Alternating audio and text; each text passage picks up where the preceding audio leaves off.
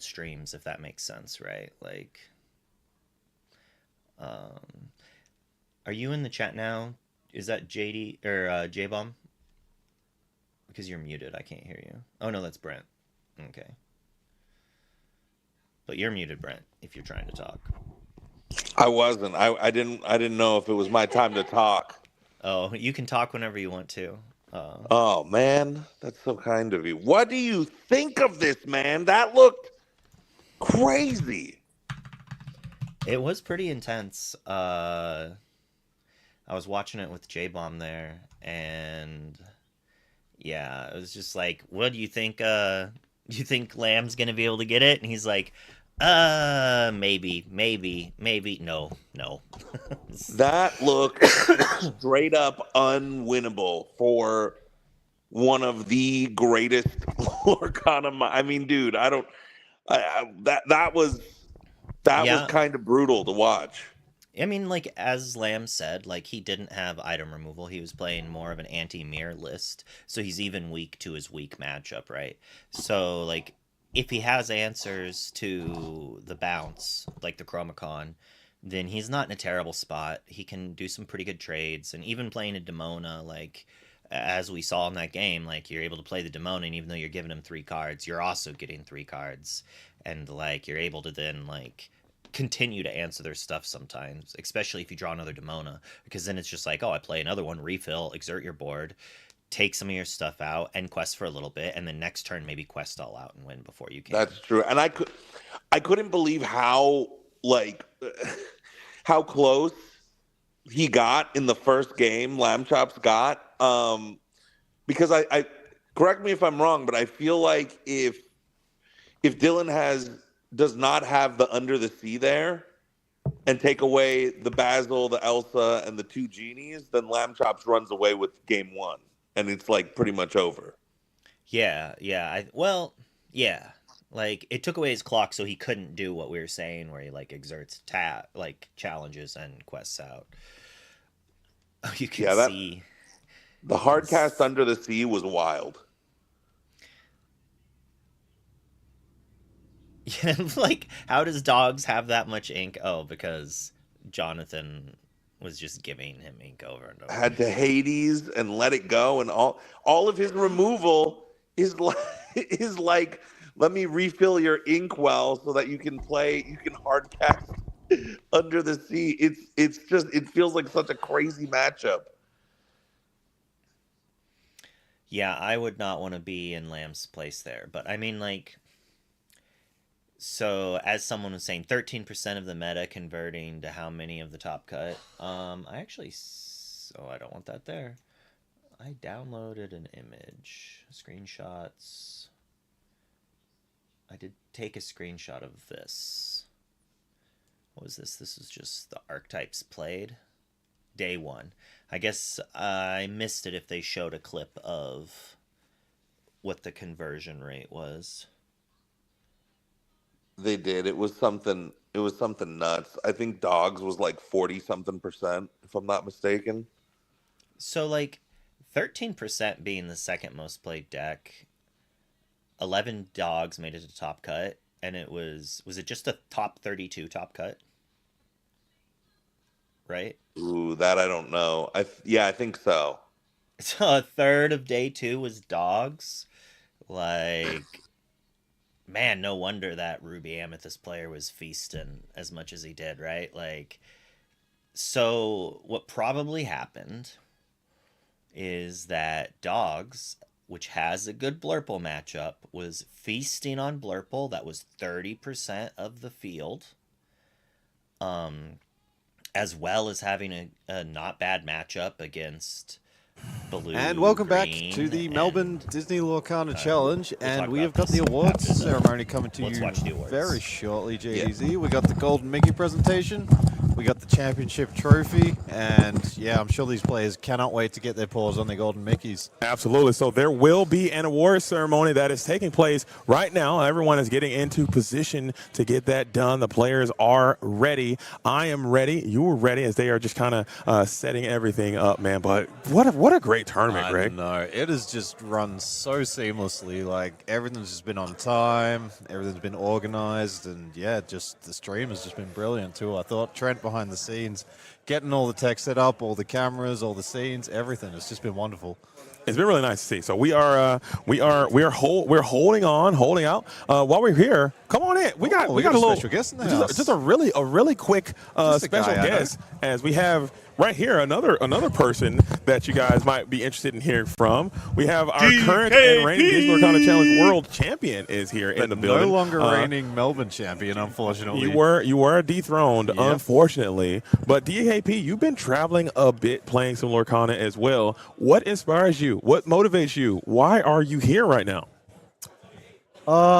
Yeah, I mean, okay, the main reason why I'm here is because I'm the champ, and I thought Yeah, you got to defending defend the your title, crown, man. Yeah, I defending hear. the title is a cool story.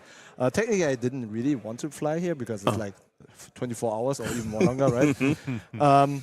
But yeah, I mean, I really love playing Lorcana. I love playing competitively. In season 1, I already tried to go to every DLC, which I did in the end. And then also this season, I tried to go to every single one that I can attend. Like, for example, Japan and China were like literally back-to-back, Saturday and Sunday. So if you top Saturday, you couldn't join the Japanese one. So that's the only one I couldn't take, but at least everyone else, every single one else, I tried to get. And yeah, really just chasing like the Worlds invite again, winning again. You know? Getting back to that mountaintop, man. So that was a really cool performance. I still think you did very well in this event. What ended up taking you down in this tournament? So it was Ben who got top 4, who lost against Jonathan Lamb, top 4. Yep. Yeah, so we played the mirror match. This should have been the feature match. This should have been the feature match. Believe me, you would be like screaming all the time because we top decked every single one drop and Tipo in our deck. We did nothing for like half hour. Game 1 was half an hour because we just One drop Pass. after one drop. passed. Yeah. Like both decks were stacked like to the brim. We did nothing. And then game 2, we both bricked again. No. And game 3, I bricked again, but my opponent didn't brick, and then he won.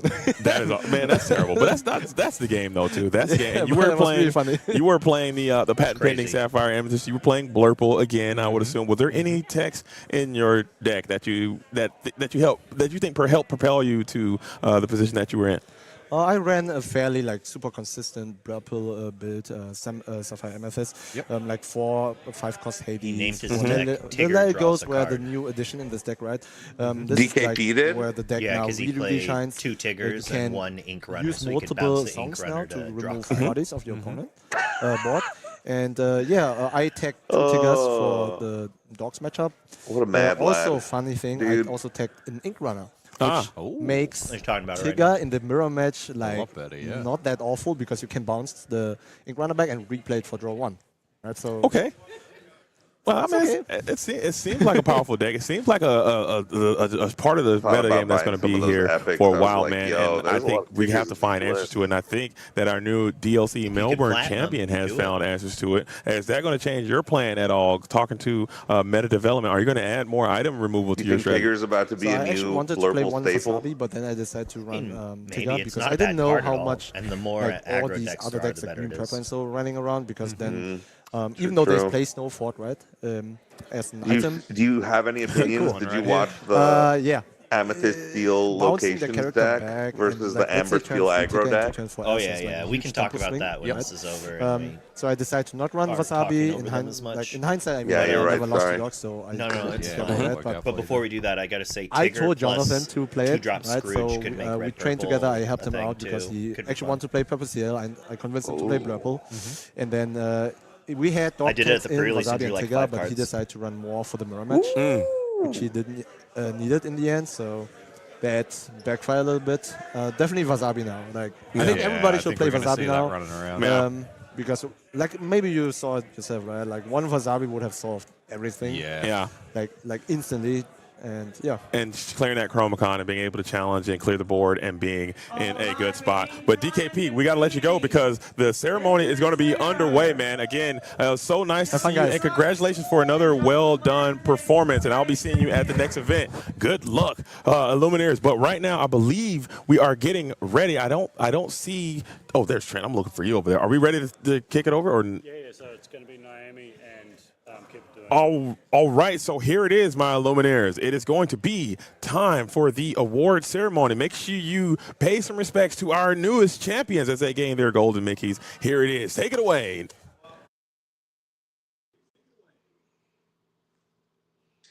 Do you think that the trophy's even smaller because of the conversion rate?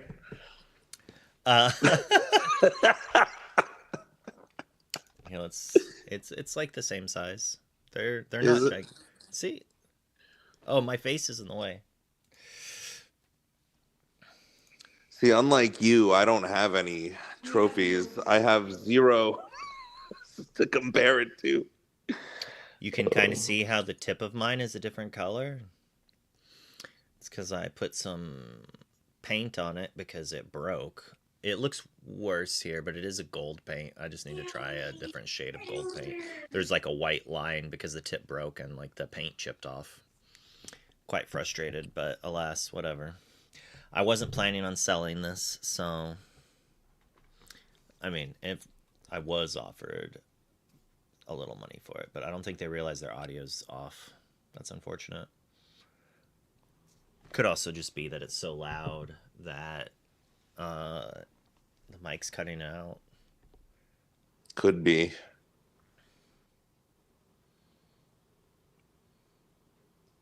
That looks shinier. I wonder if they got actual metal. That looks like way shinier than mine. I think it's just the Australian sun, dude. Yeah, the sun's just going through the light or like the windows. Oh, yo, they didn't even get him a binder. They just put it in the boxes. I kind of like that, though. That's probably real clean for travel. I think maybe that is the full set. Yeah. His trophy sideways. Man, it's the first time he's held it. Not all of us So have we had just as much saw our time to chap hold the here, trophy Dylan, like getting the you, man. trophy, It's and not- getting the trophy presented by I'm the like head of sitting Tech here looking at Games, my Christelle. trophy. So yeah, apologies. We It's obviously like- lost the audio there for a bit. We're working our best. We are running around, so trying to get that done. I don't know if you guys can hear it now. Can you guys hear the audio from the award ceremony? Okay, so we're going to shut up and let them cook.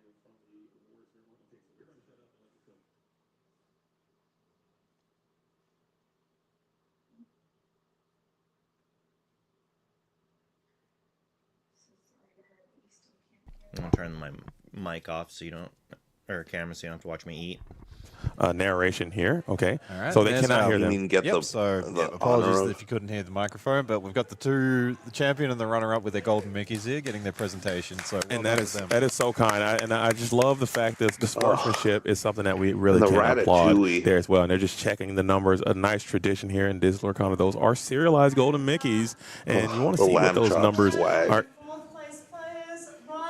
Oh, you can hear it now. So we got third third and fourth, Ryan Oh, McGee there you and go. Benjamin Teo. So they'll come up there and get their golden Mickeys too. And there it is, as Ryan McGee has to be very proud of his performance as well, and so is Benjamin Taylor. A lot of Lumineers doing very well. The picture is worth 1,000 words, as everyone is happy, having a good time, keeping a nice collectible item, or you can keep just something that you can cherish forever, I would say. Absolutely. I think a lot of those, people take it home, put it straight in the trophy cabinet, find a nice case for it, and you're just going to hold on to that for the rest of your life. And that is really, really cool. Seeing those smiles all around, and how proud are these players? One more time. We're just giving it up. Yep. Again, great tournament and fantastic showing from these four players. Absolutely. Very cool. Nice. Very wonderful. Very wonderful. So good stuff. That is going to be our golden Mickey winners, and they're just all filled with joy. Let's get back over to their one more time. What are Back we over doing? to the players one more time. Oh my goodness, what am I doing? All right, give me a sec. And there he goes. There we go. There's the players one more time, as we can see as they are exiting stage right. They get a nice bouquet of wonderful gifts and prizes of all shapes and sizes, getting this thing absolutely done. So again, what a wonderful tournament, Greg. It has been an absolute vibe through and through all day long, all weekend long. But as we prepare to close this thing down, again, I want to thank all of you for being here and being a part of this. We have another tournament coming up next week, and weeks after that, it's just more and more and more. So get out there and support some digital Lorcana. But Greg, before we start this thing off, any shout outs you want to give? Main shout out to my girlfriend who's been here all weekend. I know she had a rough round in the Swiss, but yeah, she's been here supporting me and helping me. So big shout outs to you, Sarah. Shout out to the Winnie the Pooh crew who we saw. Shout out to TAC Games. Trent's just been working like a Trojan behind the scenes. Kip's been running things on their end. So and yeah, shout outs to you, man. Thank you for flying in. Thank you for hosting this tournament. It has just been an absolute blast. It's been a wonderful time. And a huge shout out to the judges, huge shout out to the staff, and huge shout out to all of you. So as we do, my fellow Illumineers, we're about to wrap this thing up and sign it on off. But as we often do, let's keep this party train rocking and rolling. I think there's an after party that is starting to line up here on Twitch as we are preparing to close down the show. But I want to thank you one more time from the absolute bottom of my heart. It has been a wonderful moment and experience for everybody that may be viewing from all over the world. Thank you all for being here. As always, it is me, your boy JDZ, and I am on a quest. Until next time, my fellow Lumineers, shout out to the real ones, salute to the OGs. We're going to sign off with a big old peace. Off with a big old peace. Off with a big old peace.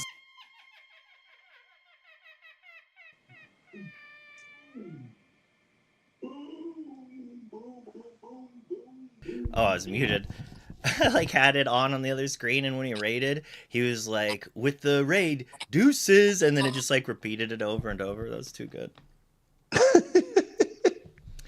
Well, lovely people who raided in. I'm chilling here watching this with Brent Mukai, amazing DLC caster. I won't lie, I actually didn't watch his DLC casting. I was busy winning and losing. Hello from Australia, but I've listened to you cast ICL enough to know that I'm sure it was amazing. Oh, thanks, man. And I appreciate the honesty. And yeah, you were killing it, man. You were killing it over in the Richmond streets. Yeah, it was awesome until I played against the person who won the whole thing, and then it was disheartening. But you know that happens. So like I can't complain, right? Like he did say better lucky than good once. He had one card in hand, drew a card for hand, shifted Clarabelle, and sang "You're welcome." So like he drew one of them, right? And like I lost the game on the spot, but and that's when he said it, which is fair. But like I basically drew that amazingly against multiple opponents as well. So, you know, it's only fair. You know, you draw amazing sometimes, you just draw okay-ish other times. Yeah, and I mean, man, speaking of draws here, what did you think of this? What did you think of this finals? This Blurple into Emerald Amber Dogs. I mean, I've heard that it's seemingly impossible sometimes from many Blurple friends of mine. But you said, like, you know, it is Lamb Chops. He's got a shot at it here. You know, he's one of the best players in the world. Like, but that looked brutal. I mean, like, was there anything to be done here?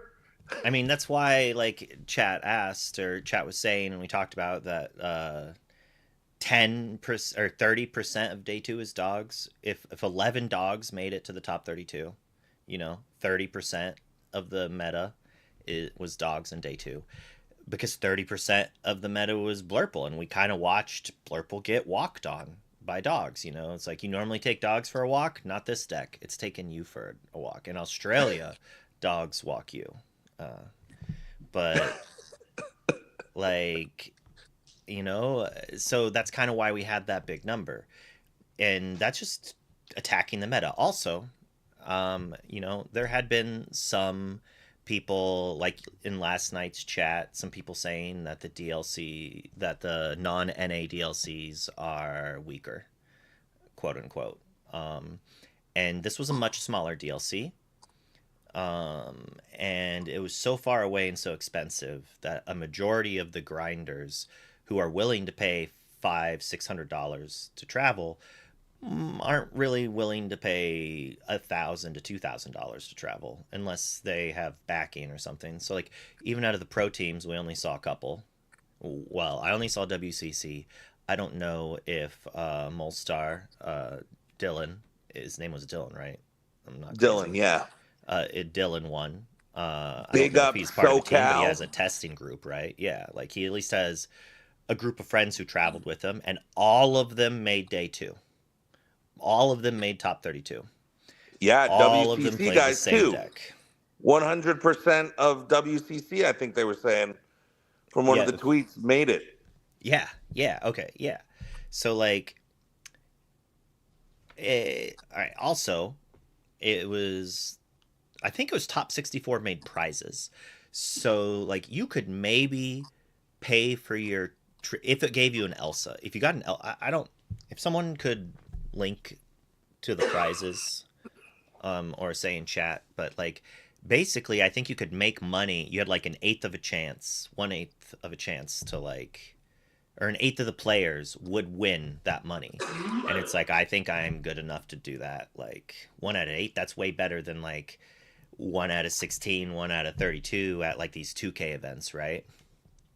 Yeah. If I'm not mistaken, the prizing is top 64 gets the Simba, top Oh, 32 gets the Elsa Ice Maker card, top 16 gets the playmat, top 8 obviously then Golden Mickeys so and Uncut so you Sheets need and top whatnot. 32 to maybe pay for the trip, right? Because then that's Simba and an Elsa, so maybe $1,400 to 2K if you're lucky. Let's hope it's that much because I have one of each. I'm trying to sell them. So like you could maybe pay for the trip if you do that. That's 1 out of 16 players who play in the event get to do that. Whereas in if you double that and then double it, it's 60. It's 64, right? 1 out of 64 players make top 32 at a like NA 2K event compared to 16. Like that's way better odds. And That all the is grinders are there. Yeah, that is absolutely insane. Like that that all of Dylan's boys made it and then all of WCC made it. Like And is like I mean, yeah. I'm not talking any trash or anything Of about course not. Australia players. It's just the fact that there is less players there. It's like if you just took a state or like a clump of like two Midwestern, 3 or 4 Midwestern states. Like there's a couple high density areas, like you could give them Lincoln or Omaha. But I mean, look at where I'm in Lincoln plus Omaha. We've got like 3 or 4 like insane players, right?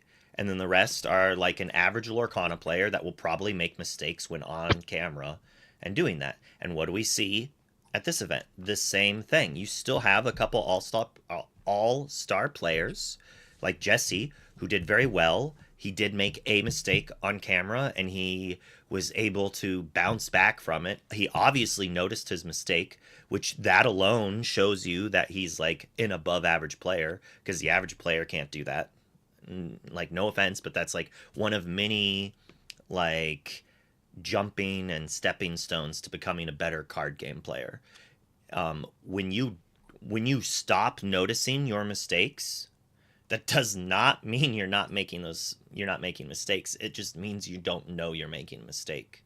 And like that's terrifying. Like if you play multiple games and you still lose a bunch of them and you just like can't see the mistakes you made, well, like, unless you're playing a terrible deck, like you're missing something. You need to ask your opponent.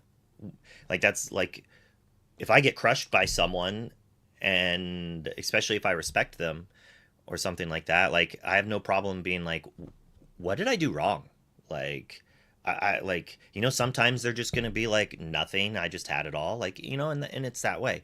Sometimes they just might be like, well, you kind of did this and like that's not good because this in 3 or 4 turns, and they want you to do better. That's the other thing in a DLC. You want your opponent to lose to you and then not lose again because you want your tie breaks to be good. So your opponents are incentivized to tell you and make you a better player after you play them. Like they're not going to do it during the game, but like, You know, That'd they be a want. pretty big flex if somebody was giving advice against them. I You mean, I really do sure it you want to locally, quest but that? I mean, I do it You don't want locally. to challenge into my But Diablo over here? Um, it's like you want to. It's right here. You that know, you would be sure like you if want if this? there was an anime, then there would be like one guy who's so good he can like play himself.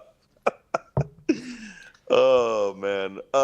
You fool! You should be challenging here instead. I'll let you do it.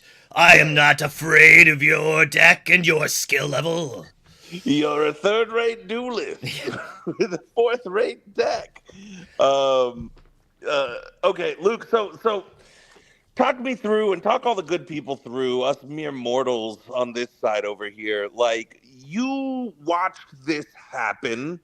This Kind of. DLC is done. It was dogs. It was dogs day.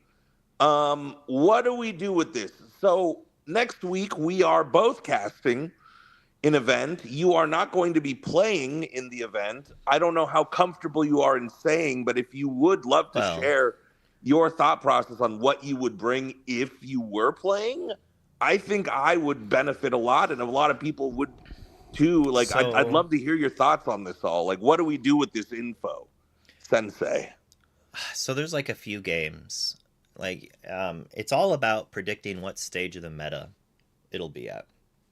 Do you expect people to overcompensate or undercompensate in response?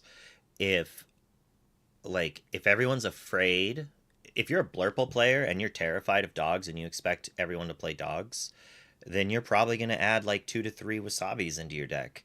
And all of a sudden your matchup goes from like 35 up to like 45%. And that's respectable and you can win those.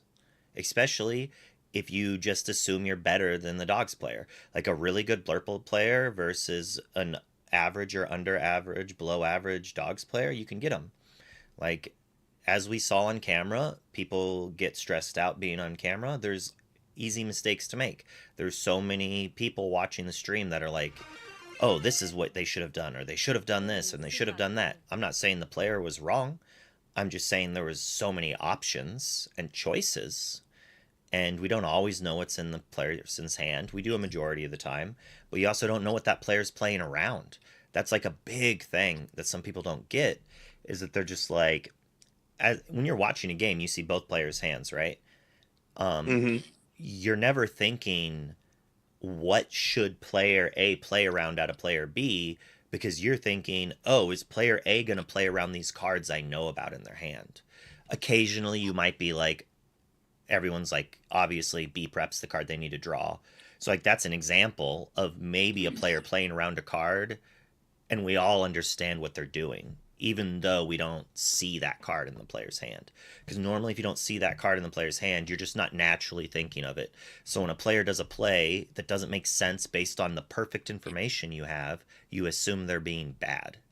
When realistically, it could be the only way this player could win if their opponent has a B prep is if they do this. And like, like sometimes that's the right play, sometimes it's not. Um, and like playing to your outs can win you some games. Gotcha. Okay. So then if I am expecting, let's say, let's say half of the field of Blurple decides then we need to add 4 wasabis, right? What does Scrooge that do? McDuck. I mean, all right. Well, I'm gonna. Someone in chat had said like the problem is that the 2 best decks are in this weird spot where Blurple beats everything else and Dogs beats Blurple. That's just simplified but accurate. Especially if Blurple has no item removal, as I said, because you need Blurple to beat the mirror because it's 30%, and that's kind of like what happened. Lamb even said that in his little interview, like that short interview afterwards, where he's just like, I wanted to win the mirror, so I didn't have things like Wasabi. I think DKP said something similar as well. Um, so it just makes sense. And you can't run things like cannons or item removal if Blurple's so dominant. Anyways, nerf sale make dogs worse too. LOL, easy fix. I mean, maybe. Scrooge McDuck to counter Chromacon instead of Wasabi. LOL. Wasabi good enough in the mirror, so it's a fine inclusion. So I think someone was saying that dogs loses to Amber Sapphire, or maybe it's the other way around. There also wasn't very much Amber Sapphire, and I think when Blurple tries to win the mirror, they actually make their matchup against Emerald Sapphire and Amber Sapphire better.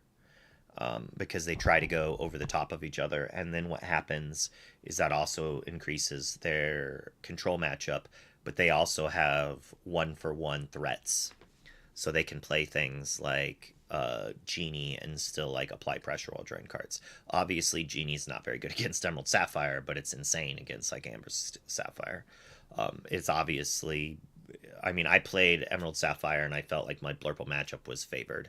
I was at least like on average 55 to 60% favored, and then I could skill diff a little bit more.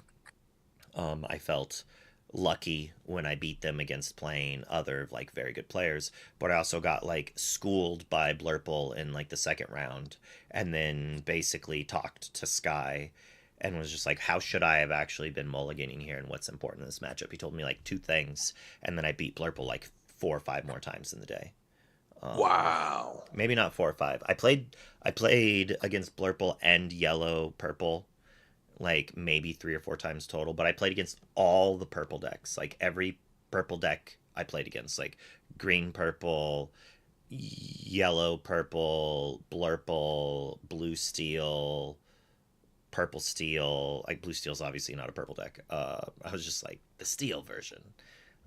It was like weird, but that's good for the deck, right? Emerald Sapphire is good against the purple decks, like because they're drawing cards and I'm punishing them for drawing cards by drawing bursts of insane amount of cards and then wiping their board and then like grinding them out of value or hitting them with like your hand's gone. Hope you top deck a Demona or you lose. Okay. Okay. But for the meta, so if people are playing a bunch of item removal, then dogs get suppressed, right? And then the decks that are good against dogs might lose to the non-dogs deck, or the decks that are bad against dogs will do better. So, like, if Blurple plays item removal and Amethyst Steel plays item removal on top of the, like, removal they have, like, that could be pretty good. Now, that's just to fight Chromacon. Right. So you're losing points in the mirror. Yeah. And the Chromacon is very good. We saw the dogs decks with 3 Chromacons winning, right? But there were just Rockstar decks being played, like Amber, Emerald Rockstar lists. And they only played 2 Chromacons and like 2 Under the Seas. And you know, your Wasabi might not actually do anything and they might just like Rockstar you out. And if you end up like keeping a Wasabi in your starting hand and you draw like another one and some other things that don't do anything instead of the answers to Rockstar, you could lose, right? So that's still there. But it's possible that dogs just gets pushed down really hard, and then the Blurple decks that don't play item removal then beat the other Blurple decks that are beating the dogs decks, and then Blurple wins.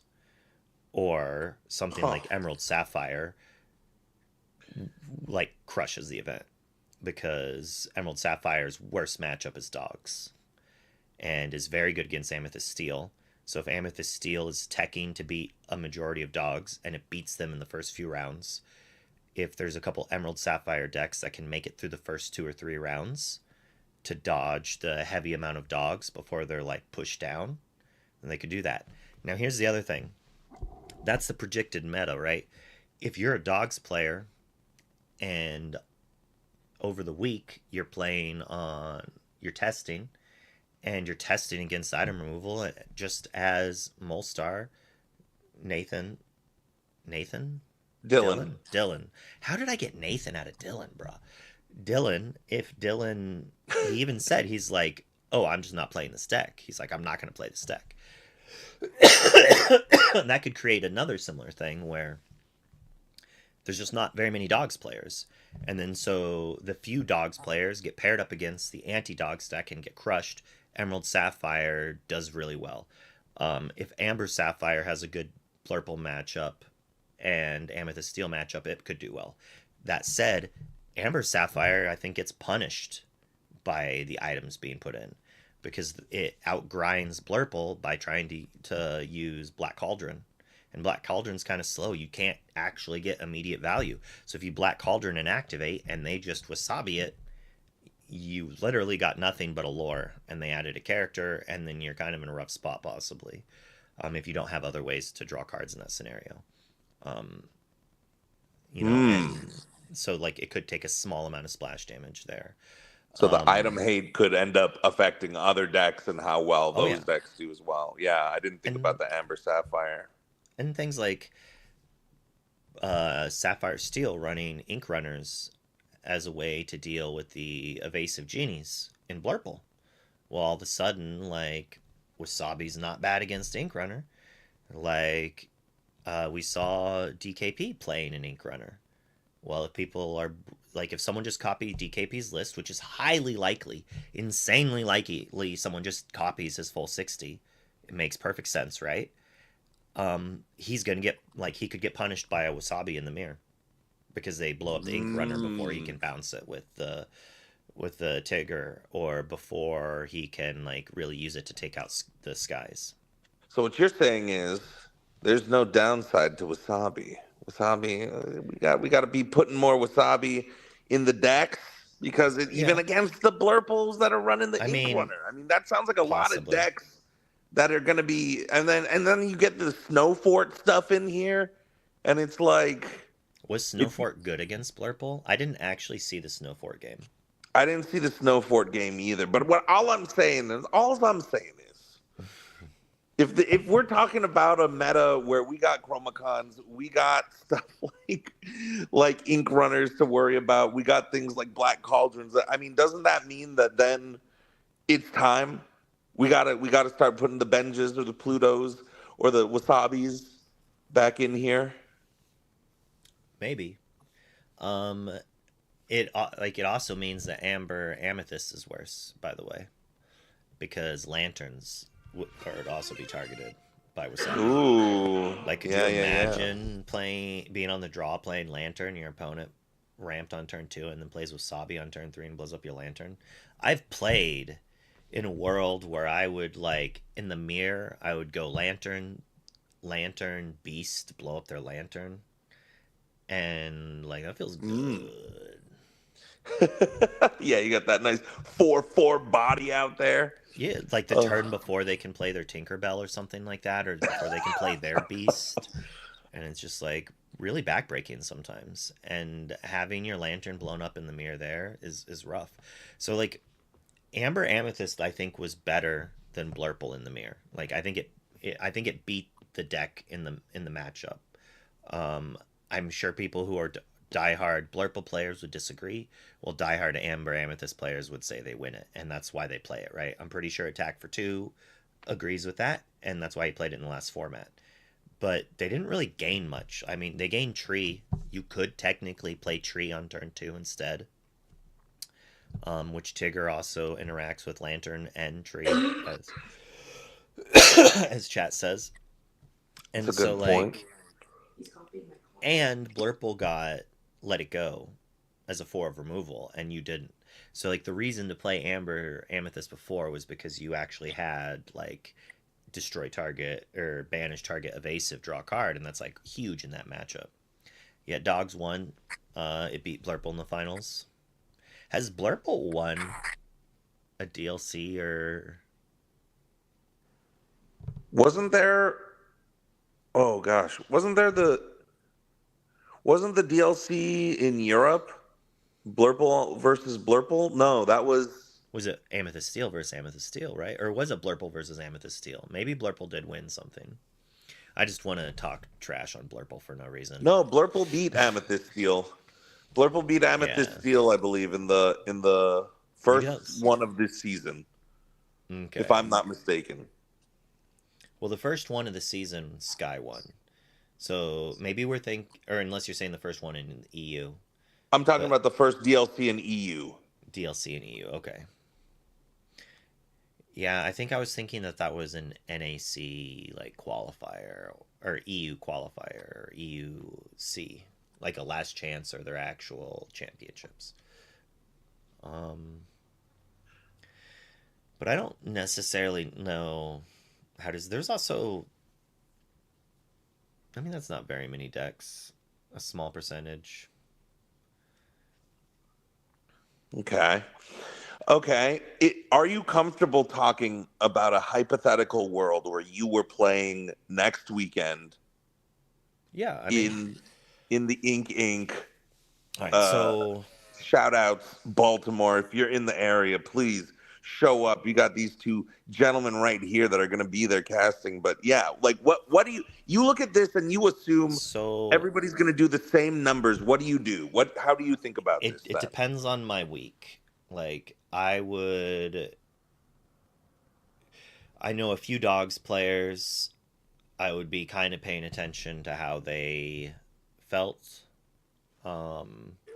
And then in my test, like I would probably test certain matchups. I'd test some games with item removal Blurple versus dogs, and I would see if it actually flips the matchup. And I probably wouldn't even have to play that. I would listen to my teammates who would be grinding games, and they like the RMB plays Blurple. He likes that deck, right? So I don't even have to be like, Ryan, what's this matchup, as much as like if he's complaining about the deck and if the matchup's really bad, he will complain about it to me, which is fair. Like I like it because I want to know these matchups. I want to know what's good and bad. And so if I get that information that he thinks it's bad, well, then I'm going to be like, well, maybe the dogs players are going to know this because they're going to be playing against it all week long, right? And if they're winning, then they're going to show up again. And maybe I need to like really build a deck to beat dogs, which is possible. I think you can build, like I built an Emerald Sapphire deck that was positive against dogs, and dogs was its worst matchup. And like it was against Kurt. I tested, and I was playing 4 Under the Seas in my Emerald Sapphire deck. And if I'm able to go Under the Sea, Philip combo, Under the Sea, Philip combo, or whatever the deck does, I could win. And with 8 board wipes in my ramp card draw deck, I could do that consistently. And like the week before Richmond, I was registering 4 Under the Seas. And the reason is like, this is my worst matchup. And as Sky likes to say every time we talk about Under the Sea versus Improvise, he's like, it's 10% of the field. Like, why are you devoting 2 cards to 10% of the field? But while playing for a week beforehand with 4 Under the Seas, you see those Under the Seas a lot, right? So when I'm playing under other matchups, I got to see how good it was in those matchups, and it's not bad in a lot of the matchups. Obviously, you can lose when you draw 3 of them, and you don't draw double Cindy or a Cindy and a Tipo to like get them out of your hand. But sometimes your deck just draws so many dang cards that if you just don't get unlucky and you don't draw more than 2 of them in the first like 15, 16, 17 cards, you're able to ink one, and then you have so many resources from what the deck naturally does that it's fine that you have a couple more blanks in your hand. You will eventually draw Cinderellas. You'll eventually draw Tipos. You could also just play them like against Blurple, as we saw the dogs player, against Lamb, play it and take out 2 genies and a thing. I did that. We didn't get to watch it. Maybe you did. I think Katie did the interview with me afterwards, but I did have one feature match at the Richmond. Oh, no, I didn't. I wasn't able to see it. I played against Blurple. It was either Blurple or Yellow Purple. I think it was Yerple? Yeah, it was one of the two. But I played Under the Sea for like 3 characters, and it was very good. Like, it's because people also don't necessarily play around it in the matchups where it's not significant. Even getting rid of 1 genie is like, come on. Yeah, it's not. a genie and like a couple other things. That's not bad. Okay. But if dogs get really scary, I'm assuming Amethyst Steel is just gonna adapt a little better than the rest of the decks, and we'll see an uptick in that. You can play cards like Pete to try to stop an Under the Sea from happening. If you expect them to have tramp into it or something like that, and then maybe you can take out their singer or something. So Or if this slow them is down, flipped but and we demono go them. 28% Emerald, Amber, 13% Blurple, Blurple. which I think would be ridiculous, and I don't think that that's going to happen. But if we are looking at a dog's meta where it is 28% of the share, what do we do then? Amethyst Steel with some removal, or do we go full on Ruby Amber, Ruby Amethyst and commit? I mean, Ruby Amethyst isn't terrible.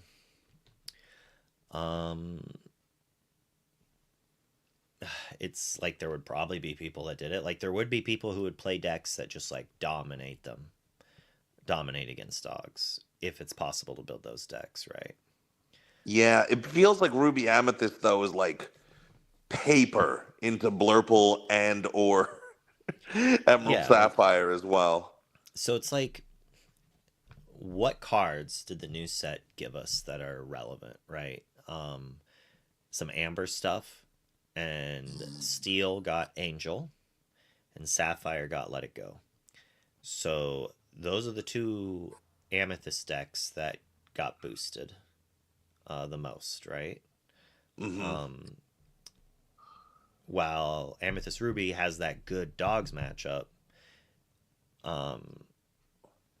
as you said, it's paper against the other two decks. They each got bonuses. All of a sudden, Amethyst Steel having Angel and Strength, they can easily answer Headless Horseman and Lumiere's. So, like, they don't have to worry about Lumiere as much. They can crack back on the Headless Horseman. And if they're able to not let them have characters, they can't really use the Demona very well against them, and then their Demonas are better, right? And so, like, that can be pretty scary. And, if Amethyst Steel plays more removal, like, maybe it can beat up on Amber Emerald. I'm assuming the location deck is not good against dogs, but that said, if you go, like, turn 1 location, Zootopia. Zootopia, like turn 2 Pocahontas, turn 3 John Silver.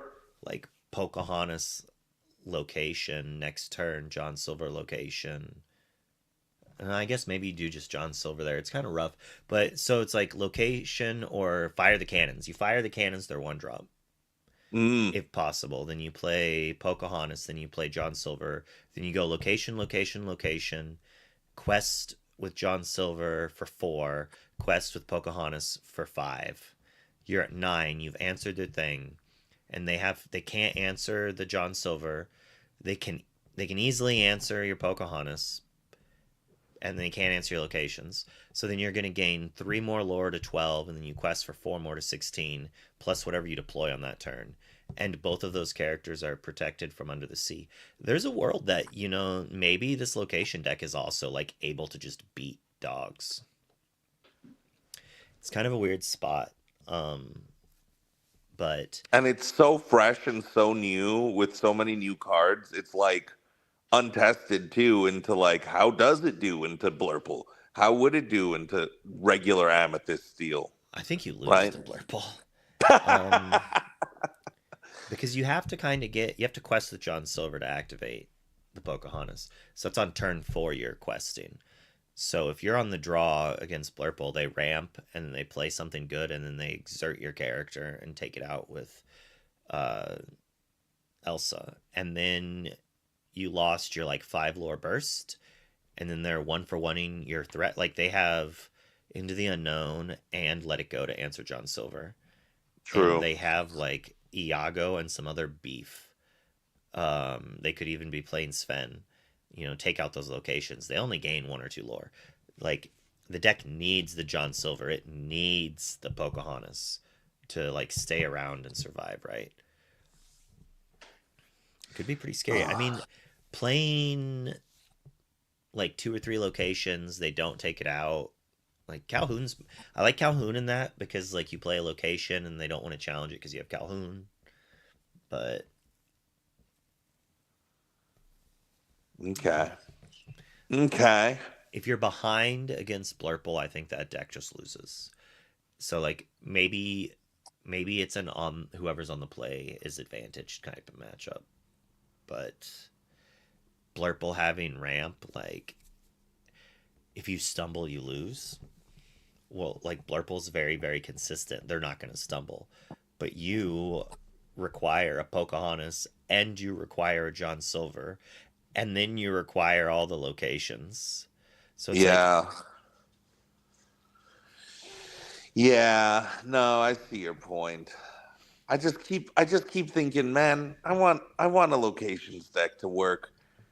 It's not that we haven't seen the library. It's not that the Queen's Castle didn't exist or Seven Dwarfs Mine, but I just want to see it. I just want to see it do well. Location's been around since set 3, man. When are we going to get some location love in the meta? We had, like, and it was oppressive. It was so oppressive. Like, B prep, play double location is like, that's good.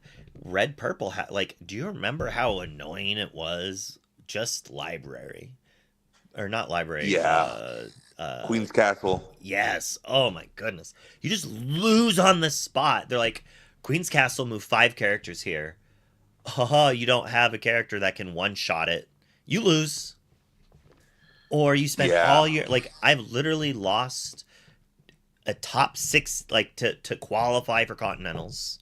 I lost because of that dang castle. Bro, like... Oh, he got me. So he plays the castle, which I have to challenge, because he plays it and moves 3 characters, and I just lose the game. I'm playing Amber Steel. I mulliganed away my whole new world. My first draw of the game was a whole new world, and he plays turn to Ursula to take it. I'm just like, come on, deck, come on. And then, like, we get into this really grind fest, right? And then we're kind of each on low resources. He has, like, 2 cards in hand. He plays castle, moves a bunch of characters to it. I take out his castle. What do you think his last card was, bro? Another castle. No, he got me so good with a Cricky, bro. He played Cricky and wiped my board. Not the It was Cricky. so backbreaking, man. He's like, oh, my Ursulas are just, like, trading up real good. Oh, That's man. so funny. Not Dude, the Cricky. it's just like, boom, blew me out of the water. I'm just like, oh, yep. Like, I lost the game on the spot. Like, that's the power of Queen's Castle. It's the power of Cricky. And, like, he played very, very well. Yeah. Shout outs to all the pre-rotation OGs sticking around, know anything about what we're talking about. This feels crazy to me that there are people who have gotten into this game after rotation who have no idea what we're saying right now. Disney character. It feels like yesterday. It feels like just yesterday I was moving my characters into the Queen's Castle and drawing off and the Yeah, you and monster. be prepping with 3 Queen's Castles out. Oh, those were the days, man. You were that player. Ugh. I was that guy, man. And now I I'm built trapped decks because to Queen's beat Castle you. don't exist. All I did was build decks to not lose to you. You were the boogeyman. Like, people who think this way about Blurple right now, you don't even understand. You don't understand. They would go be prepared and then play, like, Ursula 7 and steal a lore and draw a card and put a 3 lore threat into play after they just, like, 5-for-1 you. And it's a 2/8 that you don't have any answers to. Set 2 was just nutty, dude. Ruby Am was out of control. Like, they really did need to find some answers because Ruby Am was steamrolling. You answer it, and then they just start playing dragons. Like, what? No ramp. They just played an ink every turn to 9 because they've got Bounce and Rabbit. I guess in set 1 they had Magic Mirror, which draws a card every turn, right? Yeah. But all right, so in set 1 was a nightmare. Like I didn't play Ruby Amethyst, and the Ruby Amethyst Mirror was so intense that I knew people who were like, yeah, on turn 4 they inked this card, and I knew I won the game, and then I won the game 30 turns later because like they inked that card, and like you just can't ink it, and you need it to win the game because in the mirror match you draw through your entire deck and you have to create some like weird like 19 ink play or like 23 ink play that requires like everything you need. The And if you have what? to, Yeah, the pocket watch with the yeah, Aladdin. That's kind of. like do you know how demoralizing it is? Your opponent has no board, you quest for like 7, your opponent's like, Aladdin, give it rush, challenge your character, you lose 2 lore, I gain 2 lore. Like LeFou, do it again. Do it again. Oh. Yeah, man. I loved LeFou. Oh, the good old days. The good old Lorcana days. Okay, bringing it back. Bringing it all the way back. 10 sets later, we're here in Winterspell. It's set 11. Like, YouTube I mean, chat's any like, Red thoughts, Purple's man? back? I don't. Maybe. I'm not gonna lie, brother. I'm not long for this world, but I would love to hear your opinions right now on the set 11 meta, where your brain is at, and what you're thinking in general, I guess. I don't necessarily know. So, like, that's fair. Like, because I personally am not gonna play Amethyst Ruby. It's not my jam. And I did play some games with it on the Forbidden app, and you know, it was fine when it won, and then when I lost the games that I lost, I was just like, this feels unwinnable. And it doesn't feel good, so it's like not my jam. I would probably personally play Amethyst Steel or Emerald Sapphire, just because I would be more comfortable playing those decks. Possibly Amber Steel. I feel like Amber Steel's really missing something to be played in the way I want to play. It's possible that maybe Whisper, Ariel, and 4 Akud, 4 Strength, 4 Zeus, and a couple Be Our Guest is enough to make that playable. But it probably isn't. I don't know if Angel's enough to stop dogs. 2 damage might not be enough. And we saw that it also didn't look that hot against Blurple. But it's not bad at helping you win the Amethyst Wars.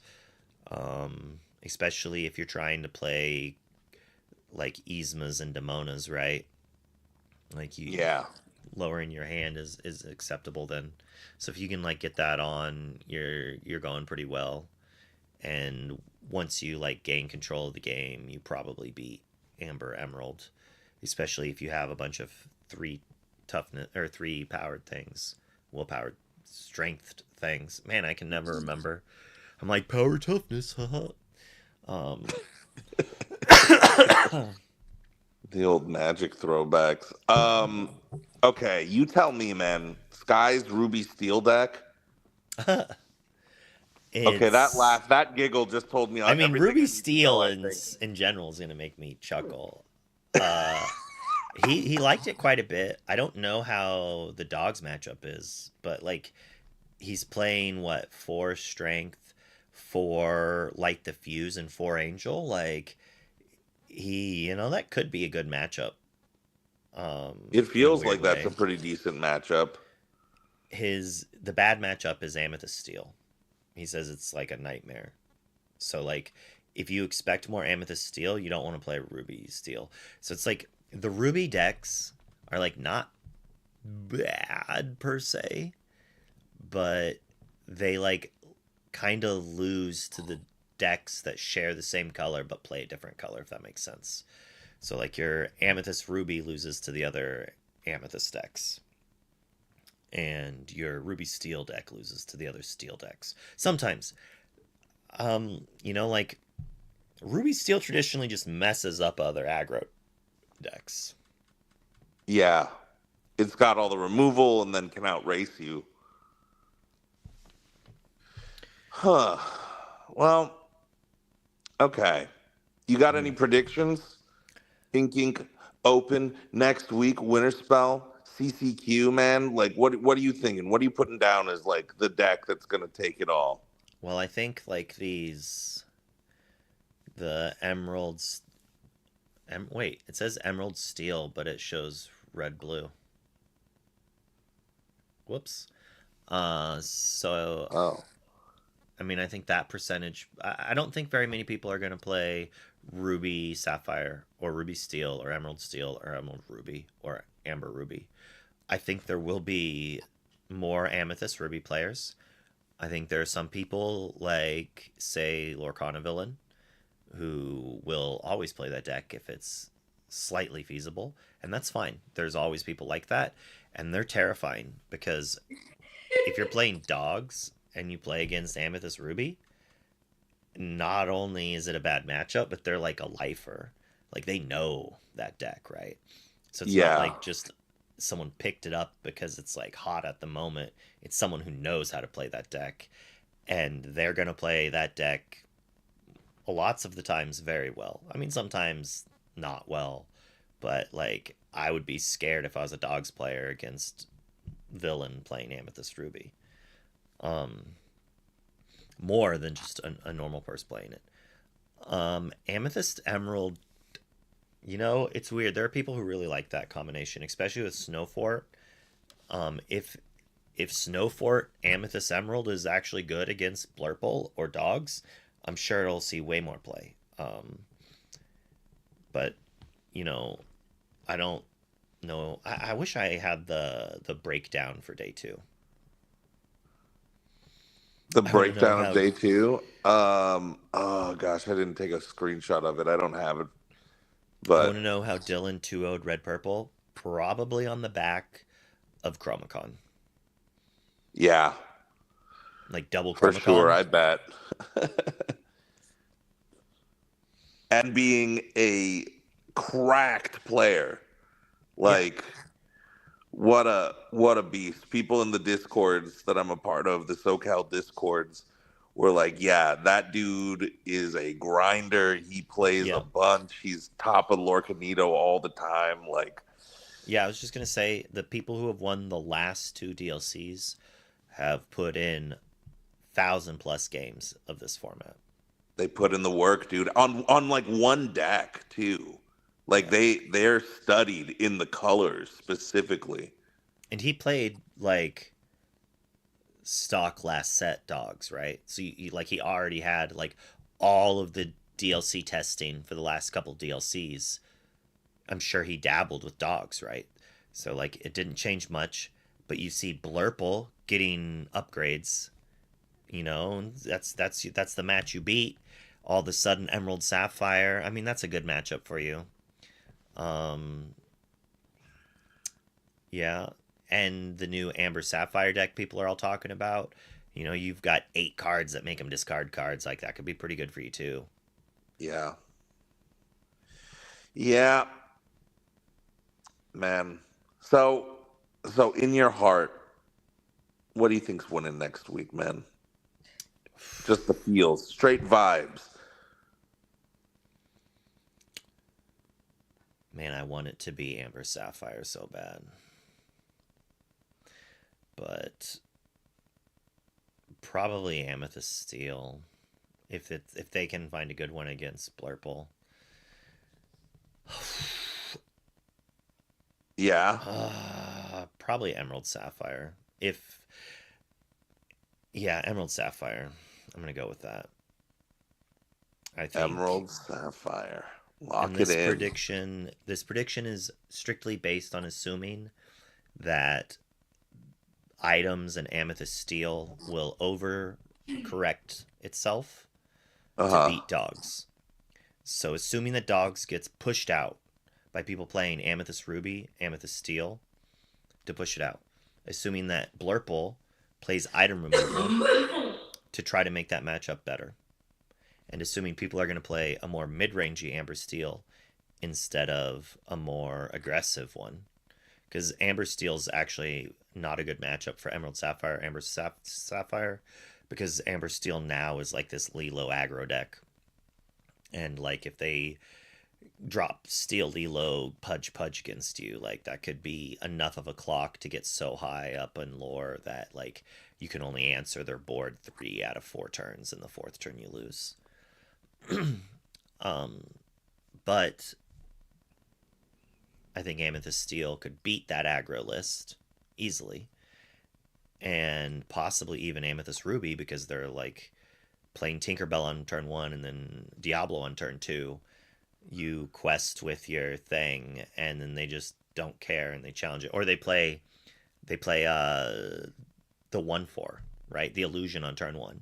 You don't have the Fire the Cannons. They play Diablo on 2, and then you quest with your Lilo. They 2-tap it. Like, they don't care. They put both characters into it. You don't get a quest with your first character because maybe you do, and then they play a Lumiere or something. Like, I think Amethyst Ruby can beat the aggro Amber Steel deck as long as Amber Steel doesn't chain too many docks, right? Yeah. That's the thing is, and that's why that deck is better now, is because they have Be Our Guest attached to a character, and that's just insane. Like, yeah, that Nani is a game changer. But there's a high percentage chance that if I was going to play next weekend, I'd play Emerald Sapphire. And it's for those reasons I explained, and I think it has a good shot at winning the event. So I think it's very possible that a good player who's playing that, say Fungus shows up and plays Emerald Sapphire, I think there's a high chance he could win the event with it. Ooh.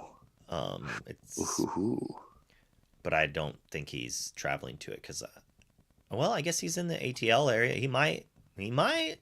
I don't know. It'd be nice. Yo, Fungus, come through. Right? We got a fellow DLC winner saying you could take it all, mister. But Dogs is scary. So, like, if Dogs doesn't get pushed down, then Emerald Sapphire is not a good choice. Because it's, like, all based on assuming more Amethyst Steel will be played, more Blurple will be played, pushing out your bad matchups of Amber Emerald and Amber Steel, and increasing other good matchups being played, such as Amethyst Ruby. And who knows, maybe people play Sapphire Steel. Ryan has that Detectives deck that's been number 1 or number 2 trending on Dreamborn. And you know the Blue Steel Cult, as they're affectionately known as, is going to show up to that event. Like, there was a bunch of Blue Steel players at the last one. Yeah. They all need to get jackets, matching jackets, I think. It's like the WCC jackets, but the 2 white stripes, one is blue and one is steel. Yes. Oh, that's already the coolest. We need some merch out here in these ICL streets, brother. And the logo could be like Fortisphere and Popsicle with Flaversham's holding both of them. It writes itself, man. All right, I'm going to say, lock this in for me, man. Lock this clip in, because when Amber Sapphire takes it all. Amber Sapphire. When all right. When the Blello comes in and smashes the competition, I want to be able to say, and you heard me say it. I mean, I even said, like, my heart wants it to be Amber Sapphire. That's what my heart wants it to be too. And I just don't think as much as you, so my heart wins out, you see. My heart feels more than my brain thinks. Did you see Tiago gave his jacket to one of the top 4 players? That's a hell of a prize. That player's becoming on the team, or they're just doing that? Because I know there were pictures taken of Sky and who else was it? There was someone else doing it. It's been kind of a meme to wear for the Golden Mickey ceremony. Well, I mean, that too. It's good publicity for WCC. It is. Oh, man. You think if I top 8'd, Ed would lend me his jacket and I could put it on and it would be comically small on me? Aren't you casting? You're right. I guess I'll never, ever be in that position. Are you like only casting one day? You're like, I'm going to play in the main event and then cast. I go, yeah, I'm only playing day 2, guys. Well, they play. Well, they have like a Infinity event as well. Yeah, 'Cause- I'm 'cause- I'm casting day one. But I'm playing day two. That's Because I what think the day new 2 rules is say. like just the top, and then we're doing the Infinity event coverage. I think. Oh, interesting. I think that's what they did last time. I don't know for sure. I know that I've got this awesome Elsa over here from the last event.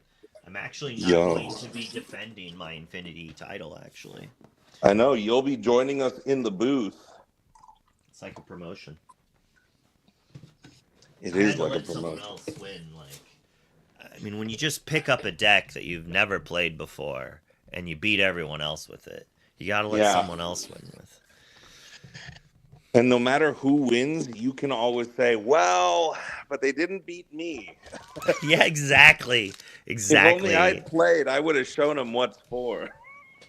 Yeah, it's like it's a it's kind of rude of me to do that, honestly. Like No, I think it's baller, dude. to not play is a little rude, but only to try to do that. Like, oh, if I was there to defend my title, you wouldn't have got it.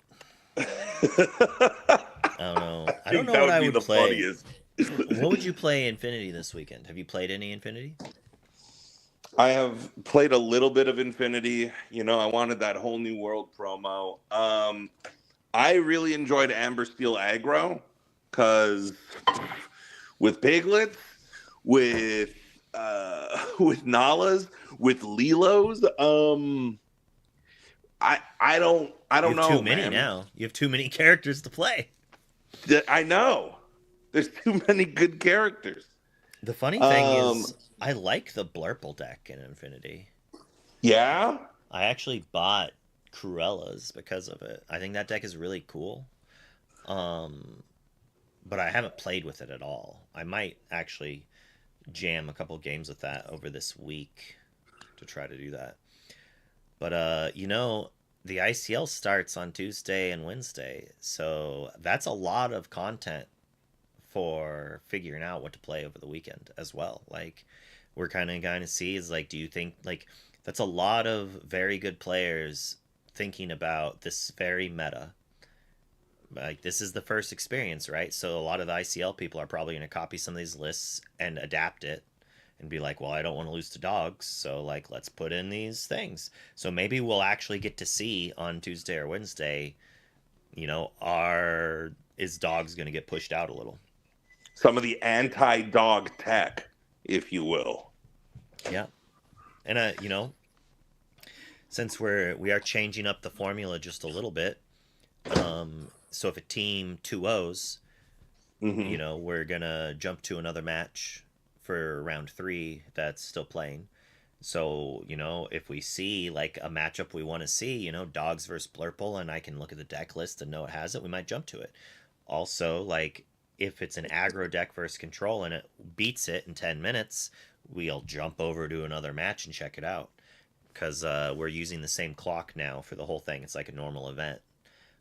So to not have downtime though, unlike the DLC, could you imagine the DLC if there was a camera on every table?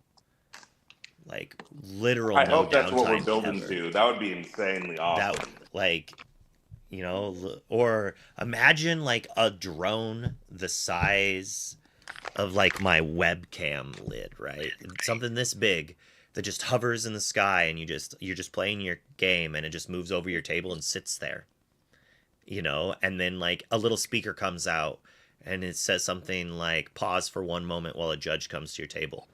And then like the judge comes and is like, "Oh, we noticed this happens. Can you please fix it?" And then, it's like you could just be on any table could be on cam at any moment. Like that would be insane. But we Like have poker. that with, Like we the have World that with Series the of ICL poker. though. Because every ICL game is being streamed on camera. So we're gonna finish the game. We're not doing the interviews anymore at the moment. We're recording. They're doing deck techs and recorded interviews, and then after the event, we'll get that edited into a video and put on YouTube, so you can watch like a whole bunch of interviews and deck techs. So That's incredible. So you'll have the people playing dogs talk about their deck and then talk about why they're still playing dogs. So like that should be awesome.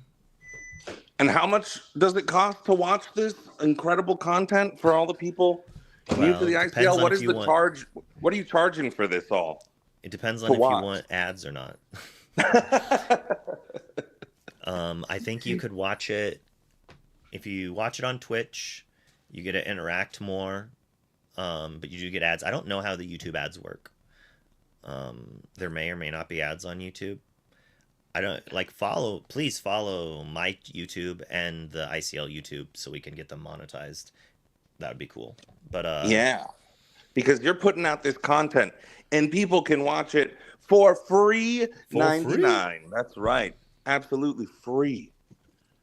Yeah. Putting this all together. It's pretty neat. I quite enjoy it. The players seem to like it quite a bit too. It's by the people for the people, man.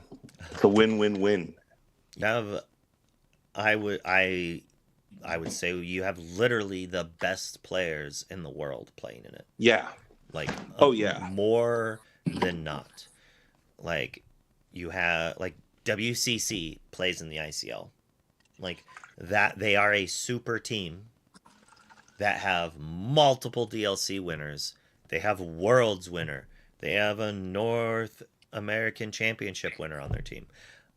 I don't know if they have an EU. Who won the EU Continentals? I feel so bad for not knowing that off the top of my head. Was it not Lucas Kalpa? That sounds right. Or am I correct? Is he on Rare Hunters? Yes. Rare Hunters, sadly, is not in the ICL. It is unfortunate due to time zone issues.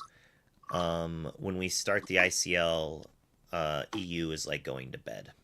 So it's quite difficult for the pro EU players to be able to commit that extra time to play. Yeah. That said, if they wanted to, they could. It's been offered. I talked to Artabax. I talked to Earlmeister. It's just it's too much of a hassle for them to stay up till like 1 or 2 in the morning to play. I mean, it would go till maybe even 3 a.m. for them. Yeah, that's a little much to ask. Yeah. Oh, I mean, I asked. It's a little much to expect them to automatically. Exactly. Yeah. I misspoke. But yeah, you have all those, and then you have, DLC caster Brent Mukai doing casting, DLC caster Katie, DLC caster JDZ, DLC caster Liam, DLC winner. Okay, I guess I wasn't going to tell my turn, but you have DLC winner, me casting, and then you have Ink caster Colors Law and Ink caster Garrick, who also plays in the league. He plays on Ink. Yes. CCQ casters, both in their own right. Oh, yep. Very much so. And then we have plenty of guest casters that are insane. Like we've had Mr. Burns on before. We've had Willow. We've had in season. I mean, if we go all the way back to season 1, I can tout all the good names. Like season 1, we did a lot more guest casters. But we're gonna have more guest casters as well. Hopefully, we have a bunch more doing background matches as well. It'd be awesome to get all those cast. But as I had talked to the league, actually, if I don't have a bunch of people trying to do the casts, I'm just gonna start doing morning casting, even if I have to do it on my own. We'll get those games cast. Yeah. Those games will get to the people. Yeah. I hear a rumor, right? Dwayne "The Rock" Johnson is coming on for season 3, right? As a guest caster, I heard. That would be entertaining. I would love to watch that. I've definitely, whenever I see on Twitter, someone talk about playing the game who's famous, I'm just like, oh, I want to. I shot my shot once, and they didn't even like the tweet, so I've never done it again. Who was it? Sun One. Uh, Yo, Pro ZD. Yeah, ProZD. He didn't even like the tweet. I mean, I'm also humble-ish. I mean, you bring it out in me. JDZ brings it out in me. You force me to talk about things I've done, like the DLC win. I didn't mention that in my tweet. It was just like, if you ever want to play or like need some advice, let me know. And my thought process is if he actually wanted to get better at the game and someone said that, maybe he would click on the name and then see that I'd won a DLC because it is on my Twitter thing. And then maybe he would message me. But he's also famous with like over 100,000 followers, right? So how many responses to his tweet does he get? And I think I did that. I might have even done that before I won a DLC, but I don't know. I didn't expect anything to come of it, and nothing came of it. So maybe I didn't manifest enough, right? Does he play? I think he collects. I mean, when he's not playing the cow collectible game, right? I do enjoy his sketches. His sketches are hilarious. I Yeah. love the RPG ones. Yes. He makes me wish I could do, like, I wanted to be a voice actor when I was young, but I very quickly realized that I do not have a good enough manipulation of my voice, and I have a very, very, very bad memory. So acting in general is incredibly difficult for me. But the best part about voice acting, Luke, is that you don't have to memorize anything. The words are right in front of you. The voice manipulation is still an issue, though. Yeah, but if you had to play a guy who was really good at card games, I bet you could play him. Yeah, maybe. I mean, I like, let me know when you apply and get a job somewhere. Like, maybe I'll try to do that, but you have to travel to their studios, right? Like, that's not remote work.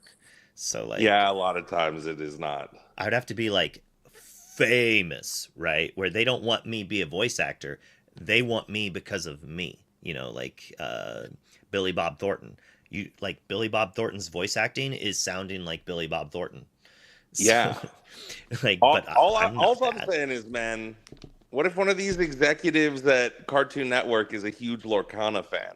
All right. If I win NA Continentals, yeah, and then I win Worlds, yeah, and then next year I win Worlds and a DLC, then I could see what you're saying being true.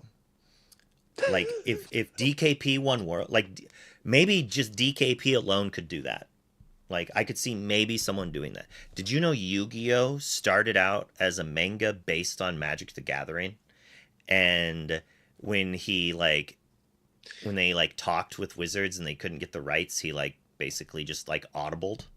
Created his own card game that was like that before which is why season 1, the whole Duelist Kingdom arc. Man, yeah, I've watched too many YouTube videos about the history of Yu-Gi-Oh! You want to know what's crazy? I met Little Karibo at just a random party.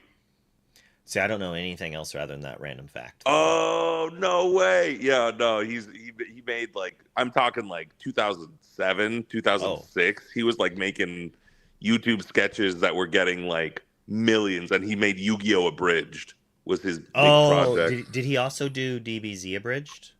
He was not DBZ Abridged, but I'm pretty sure he came before DBZ Abridged. Okay. Lamb lost to Dogs in the finals. TCG secretly. Dogs beat Lambs. So if you are a WCC fan, they got real close. Yeah. But if you are I don't know if Dylan's from any team down here. He didn't. I don't think. You're a SoCal fan. Remember him? Yeah, SoCal, stand up. Let's go. It's SoCal year, man. This is cool. A lot of familiar faces in that top 32 at Richmond. I was really happy to see. Oh yeah. Man, let's go, because it feels like last season. Not a lot of SoCal rep. Sean, obviously, who you know well, and you have the heart picture with, which Ed's I think always is great. Doing well, though, right? Is he SoCal? I know he's California. Does he not count? He's NorCal. How? So I never. All right. Are you a Southern California? NorCal is I lived in Humboldt. That is North California. Ed lives in South California, friends. Or To me, mid anything California. north of Burbank, I'm like, it's NorCal. Santa Clarita, that's NorCal, man. That I sounds can't be. like if it's hot, it's south. It's SoCal. I guess actually it gets hot when you go Midland too. Redding was really warm.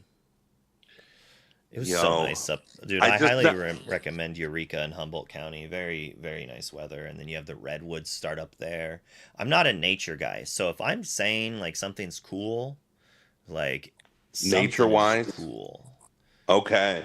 I'm sure you've been there though, right? Like, I've never been. I've never been to what? any of the places you've said. I only know Humboldt County because there's a battle rapper who would always shout out Humboldt County. Yeah. Shout out Franco, one of the OG 2000s Fresh Coast West Coast, baby.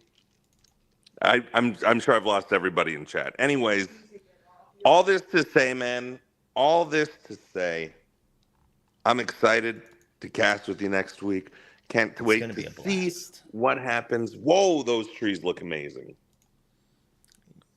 Yeah, that's incredible. And I don't think of Ed as NorCal. I don't think of Ed as California. For some reason, because he won in Dallas, I always think that he's from Texas. So I always forget that he is, in fact, West Coast.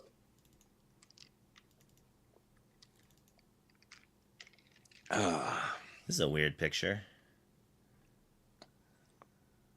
I don't remember taking that one.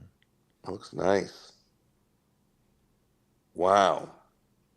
That does look like it's from a movie. You got ducks? Man. And these were taken with a really bad cell phone. It doesn't actually like do these trees credit. I know I have better pictures. Oh, this is a pretty picture. This is not only are the redwoods there, but an actual beach. Yeah, with a crazy sunset. Oh, nope. I have no idea what's on the movie. I'm not going to play random movies. Yeah, you're playing roulette there if you let that movie play out live. All right, here's an example of the size of the tree. That is insane.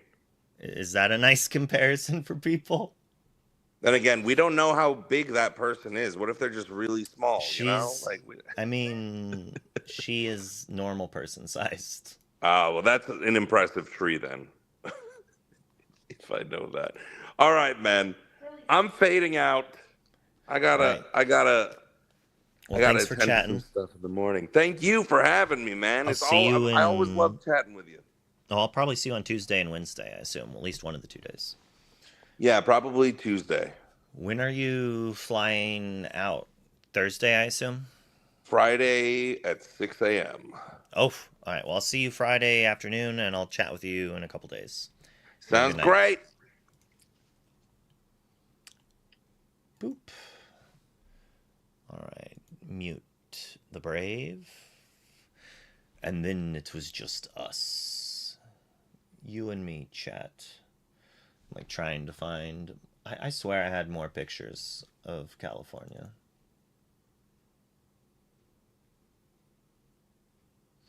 Here's a picture of what I look like with short hair.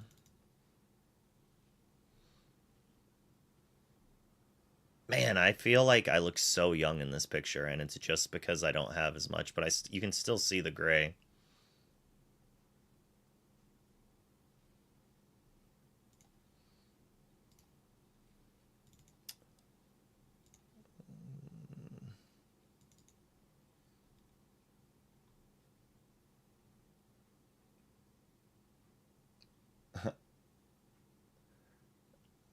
I have a picture of my wife getting morning sickness for like one of the first times.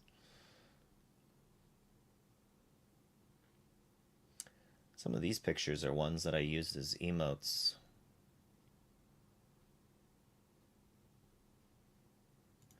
This is the skinniest I was ever in my life. Like literally as skinny as I was when I was 16. And this is right when she found out like this was like a week after we found out she was pregnant. You can like see the glow on her face. Rant we all want. Did Jay? Yeah, he got real close to eating that. I'm sure it's gonna happen on his stream the next time he does a box opening.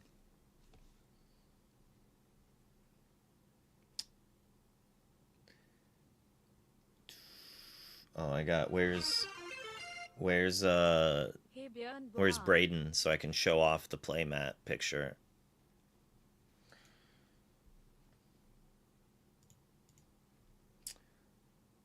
Yeah, I don't think I have any more pictures of California. Oh, 2012, 2013? My guess... Yeah, dang.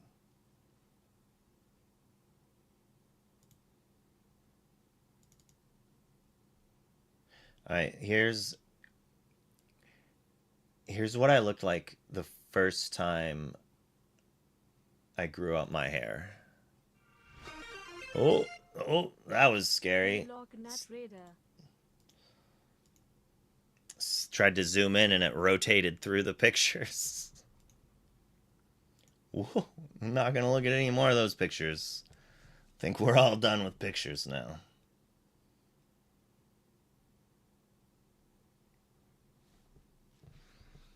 Let's make it happen. So we're gonna like... So I need to get a winter spell pack. I'm going to open it up. I'm going to take out the card. I'm going to take out the 2 legends and the foil. I'm going to put in 2 Tinkerbells and a foil Tinkerbell in it. I'm going to reseal the pack. And then I'm going to have him open it at the Ink. I need to buy... I don't have any Tinkerbells, though. Bruh. Ah, man, I need to, like, message Garrick to get this set up or something. We're gonna get him. We're gonna feed him a fake pack. Maybe make it 15 Tinkerbells. Or 12. How many cards are in a pack? 12? 12 Tinkerbells? That would be too good. Thanks for the raid, Brian. That would just be like... That'd be too good to do. Just like a full pack of 12. Why do I have a picture of... This is important for most TCG players to understand. Just because you won the game doesn't mean you're good. It's another stepping stone that we were talking about earlier. Like when you have to note it. Like the first step is noticing you make the mistake. The second step is like it's like after the game you reflect and you realize the mistakes you made. The next stage is realizing you made this mistake almost immediately after you made it. Like, and nowadays you might even get a take back in this stage and you're lucky. And then the next step after that is realizing the mistake right before you make it, so then you don't make the mistake. I catch myself before making mistakes a lot. I still make some of them too. But, like, it's a difficult thing to do.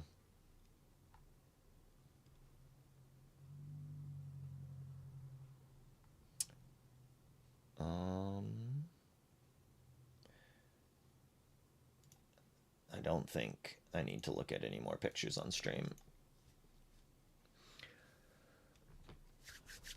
Whew, it is 2 in the morning. And in Australia, it's what? Like 7, 8 p.m.? It's way early. Like last night we started at this time and it was only like 9 p.m. So they're out having their like celebration dinner and everything right now. That'd be awesome. The CCQ starts soon here. That could be. Moxie's, I should join you in a chat and have you walk me through TFT again. I've been trying to do that Piltover build and it's like worked. I won a game with it, I think. Yeah, I won one with it. I got second with it, and I've also like lost with it a couple of times. Mostly due to being bad. We'll probably raid up the CCQ when it starts.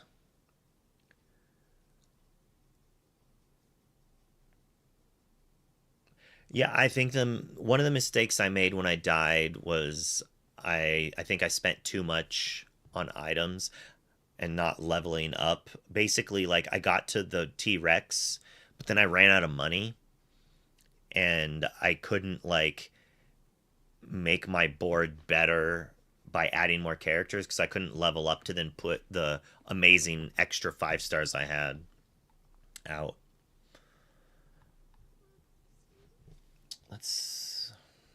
It's weird how fun TFT can be, but I've had like multiple people telling me that we're gonna play Slay the Spire because it has a co-op mode.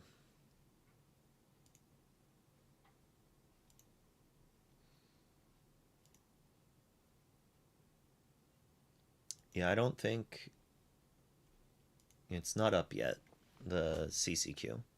Assuming it's, we gotta watch Alphos. I don't know if you saw my tweet I made.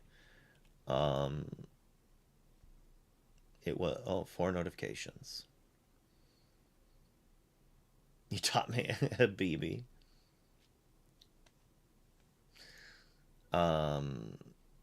See, Alphos even liked it. That's how you know it's true, is because the person who I retweeted liked the tweet.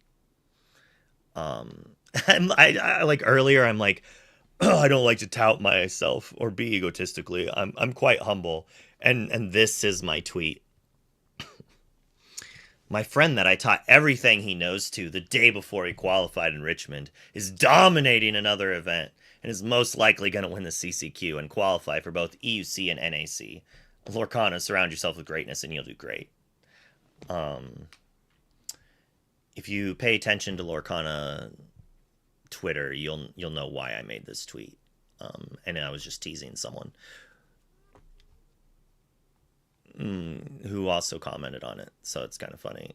And then Habibi commented on it. I don't use Twitter much. I mostly only use it for Lorcana. It's great for TCG players. If you play Magic, if you play Pokemon, if you play Riftbound, or obviously, I assume you play Lorcana, it's fantastic for that. Most of the best players in the world have Twitter accounts. There's a few who don't. There's a few who choose to not have to deal with it. Because even though I only follow Lorcana people, I still get really annoying political things that I don't want to have to see. Mostly because it makes me upset. But we're not going to go into that.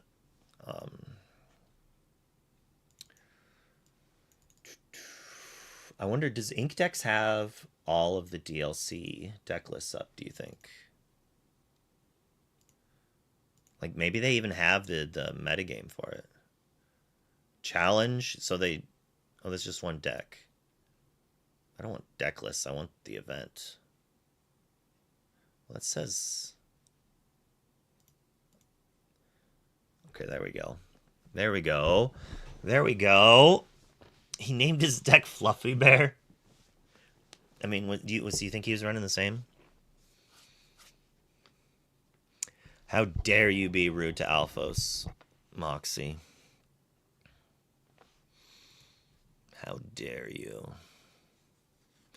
Oh, the extra money from that drill was insane. I didn't realize how important it was. When I first read it, I was thinking I only got 1 gold a combat. I didn't realize that T-Hex shoots his bolt and all of a sudden like 6 gold come out. Yo, JDZ Quest. Are you eating more Vegemite for dinner? What do you got? What like amazing food are you eating down under? Like what is Australia known for having? Obviously there's the shrimp on the Barbie meme, but like, are they actually known for having, like, really good seafood barbecue? Because that'd be kind of cool. You had Burger King and a kebab? Well, was it Burger King or Hungry Jack?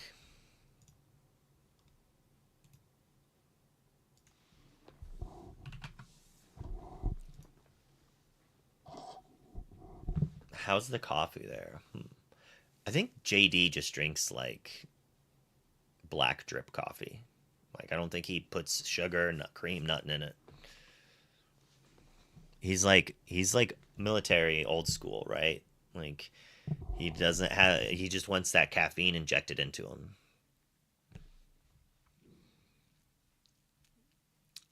And so this was brah, how does Lamb Chops and DKP be on a team, not play the same list and both do well with it? I say right after Sky and I play in the same event, don't play the same list and both do well with it.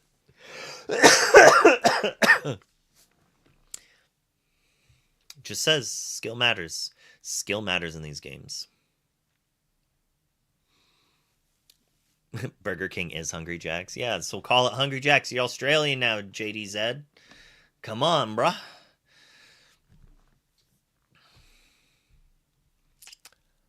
I wonder what else he was different.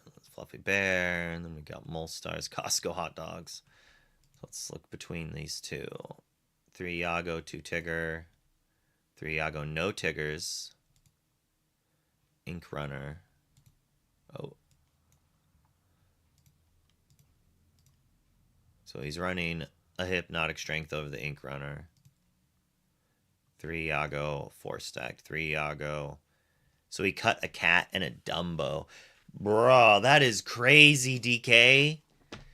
DKP, man, he's too good. Like, I can't believe he cut cat. But, I mean, I don't play Blurple, I guess, so maybe it's fair. But with more Let It Goes and Hades, you'd think cat would even be better. Because when they answer it, you're getting 2 ink. But I am not a Blurple player. So just be aware of my opinions on Blurple is more of a curiosity thing and not a, oh, DKP's wrong for doing this. It was more like, I'm not smart enough to understand why we're cutting Dumbo, which seems to be insane. That said, we did watch Dumbo get inked a lot. Maybe we have enough other card draw that we don't need it sometimes. / it's possible every other card is just more important. That'd be an interesting thing to talk to him about. Maybe JDZ can talk about that with him on the WCC podcast thing they do on, I think, the WCC Metafy. So, you know, if you join that WCC Metafy, make sure to tell them that Wonderland sent you, because it would probably confuse them and be funny. Moxie's cat is one of the best cards ever printed, and Dumbo you don't really want till mid and in game, so it's whatever for a cut. Fair. He's like, I don't agree with the cat cut, but I agree with the Dumbo cut. Yeah, you don't want Dumbo to be your first evasive, right? You want to play like Dumbo and then draw with like an Elsa that you had played like a turn before. So Bobby, Daisy, Lady, Webby, Go-Go, Willow. So Willow's the new card that Dogs got too, right? So Dogs did actually get like a super powerful card. And they were already a good deck. They were already a good deck that only plays 2 ink, and this helps with that.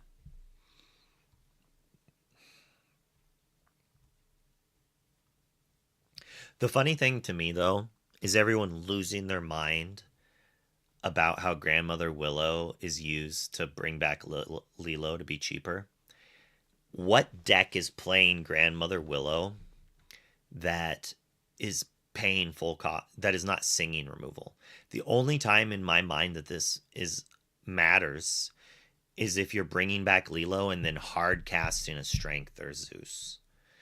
Because if I pay 2 for Lilo and I still have Willow, it makes my character cheaper. So it's literally the same thing.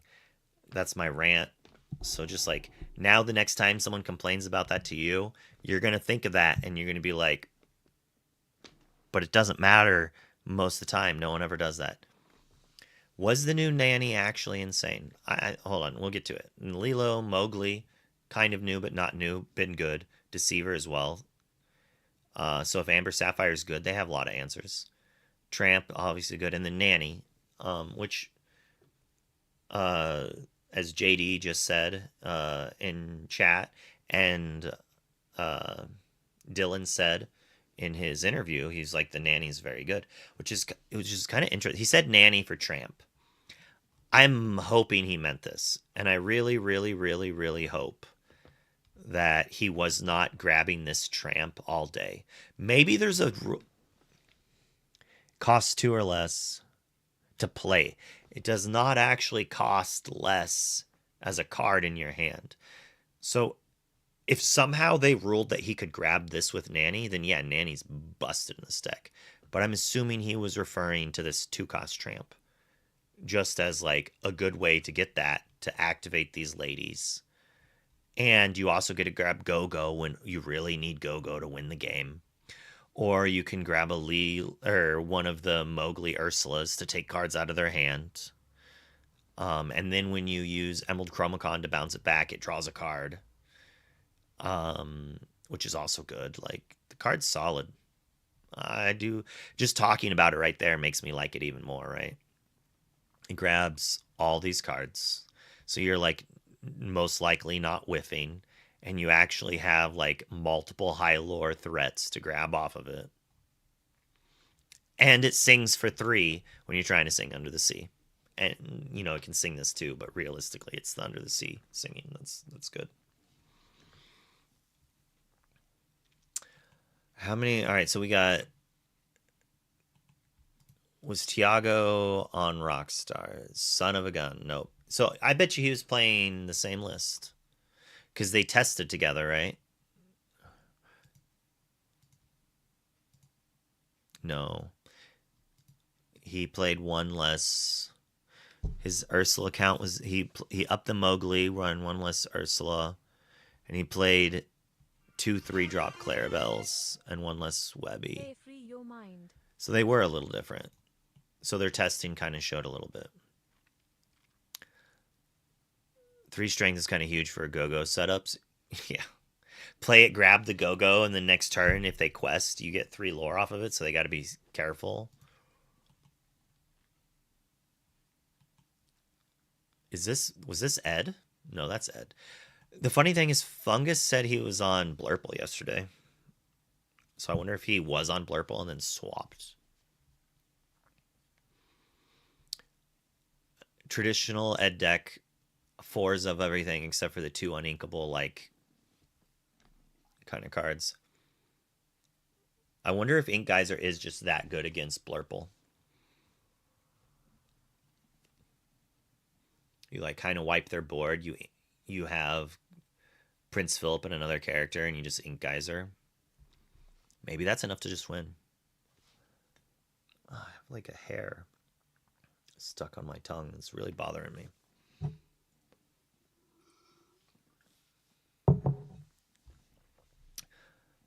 Force Strike a good match. Interesting. This is a new card. Interesting. I'm gonna... Well, all right.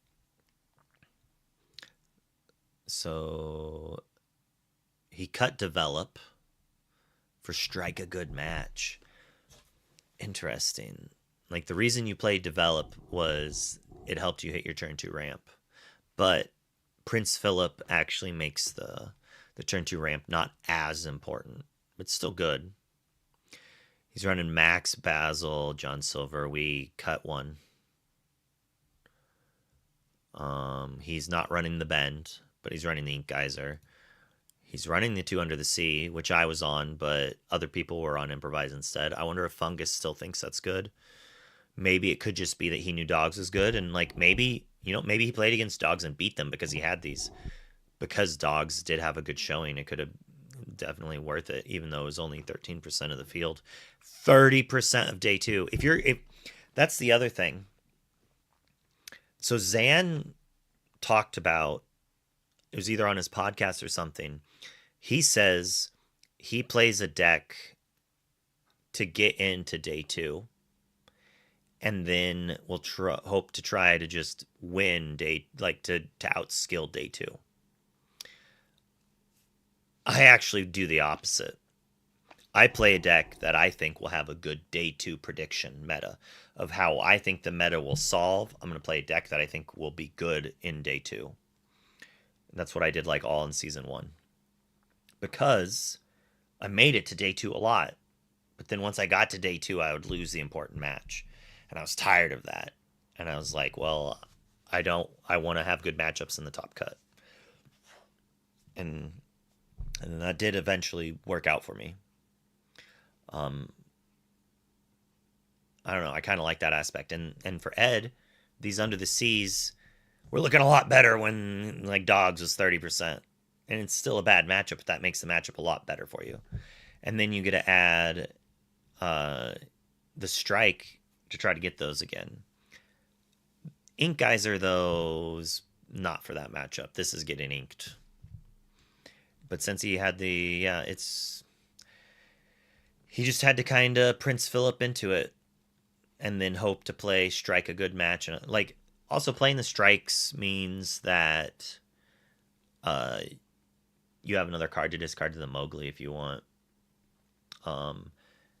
It also lets you discard the Ink Geyser or the Under the Sea and not get upset. He's also only playing 8 uninkables, so it's unlikely he gets hit by that. I think this list is very acceptable. I haven't tried the Ink Geysers out. I'd have to. It's possible that this just beats Amber Sapphire as well. Like, it was just a nod to the mirror match in Amber Sapphire.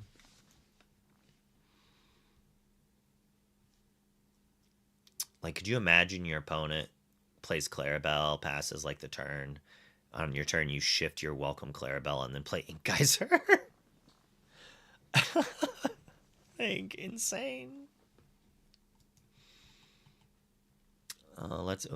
We got one of Chernobog. We saw this person draw this. Like, they cut to a match and it was literally the end of the match. And we saw them play this and it did nothing. I see this Bell could maybe be all right. Especially with like Tipo and Clarabelle. You could even like use your Prince Philip. Like, you play your Prince Philip, they quest because they don't expect the trade. You play Bell, trade, but it also gives you the ink.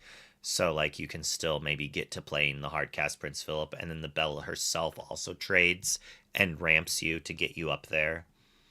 Granted, when you play Bell there, you trade. It's like this. It's similar to Cinderella, but then you're also getting the Bell possibly the next turn. Or if you mix, you Cindy and then Bell, like you've got some outs there. Could be good.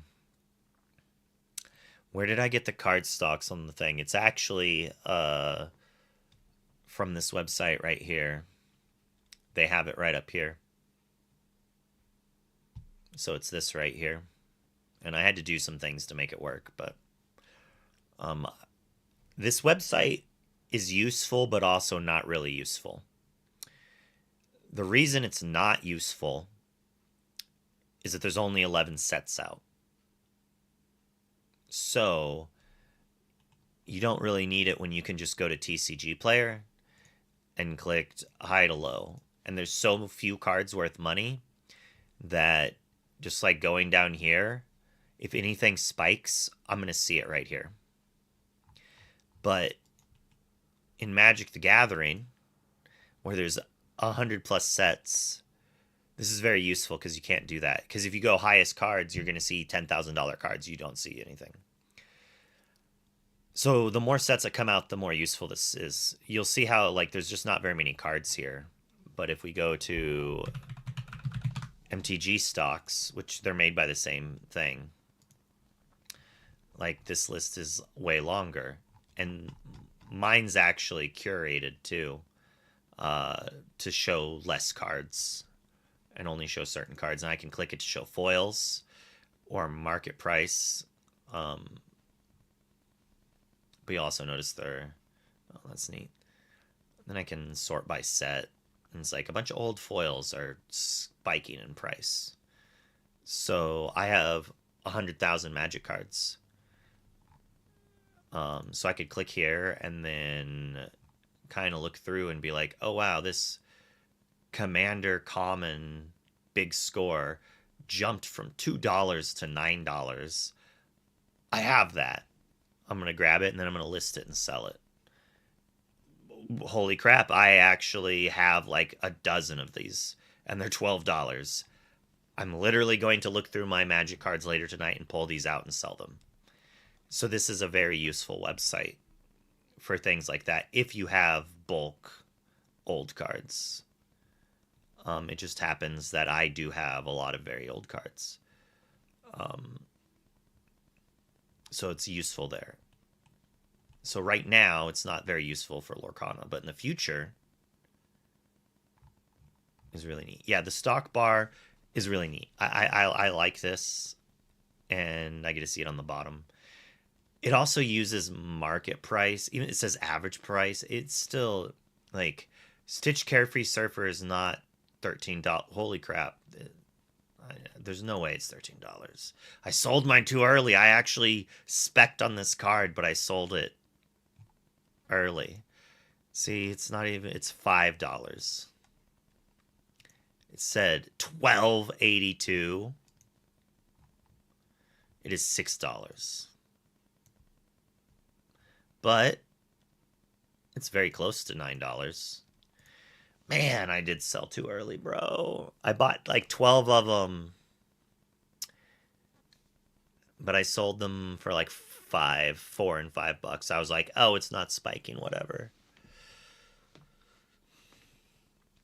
Well, you have to count like shipping costs and taxes. But yeah, I did sell too early. I should have waited for this spike. But I also didn't buy Fabled.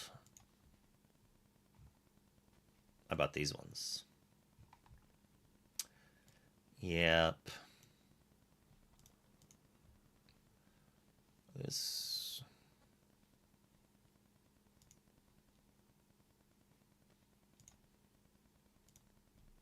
Wait, not Yu-Gi-Oh!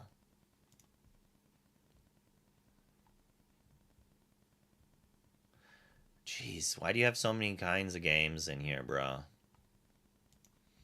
And 13,000 cards. Well, bruh. Their cards are listed high. But this is actually listed fairly low. But they have like $3 shipping.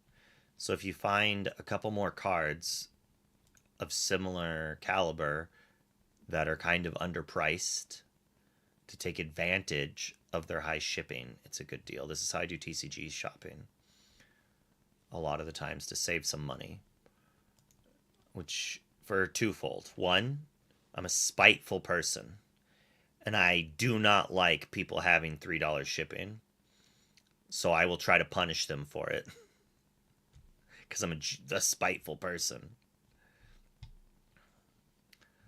But this person doesn't seem to have very many cards underpriced, like so. But I mean, if you needed ladies, you can maybe get them a little discounted. I can't believe Legends are so cheap, but it makes sense. No one wants them.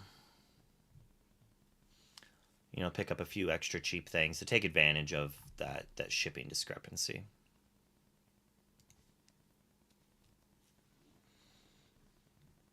Oh, you might need to still go back to that LGS again. Oh, it looks like Angel Jump. Oh, we're still in the store.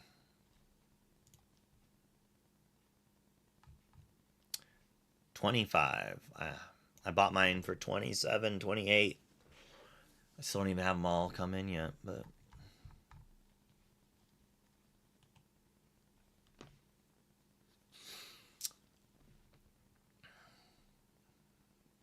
Mowgli's spiking. I do have a couple of those.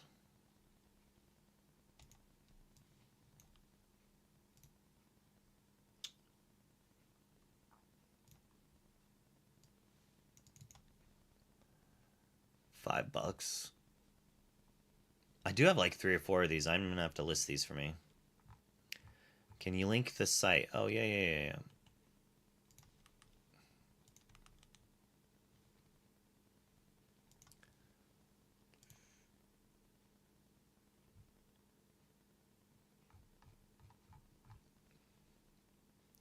But like when I was like really in my Magic heyday, and was like speculating on cards and had like a very big like when I started playing Lorcana, I basically sold out of my Magic collection.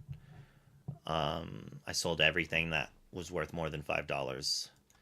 Um, so I wasn't specking near as much, but I would go to the MTG stocks like every day. Mostly because it's just like uncommons would jump from like 50 cents to $20 and then 3 days later settle at $3 or $4 where they belonged. And so if you could sell your cards in the rise before the dip, it was profitable-ish. Not really super profitable, but it was a fun, it was like a game, honestly. It's like playing like stock market, the RPG. And it has a monthly subscription of $40-ish, and sometimes you make money. Like buying cards that are worth a quarter, hoping they spike, is not a profitable game. And I mostly did it when I thought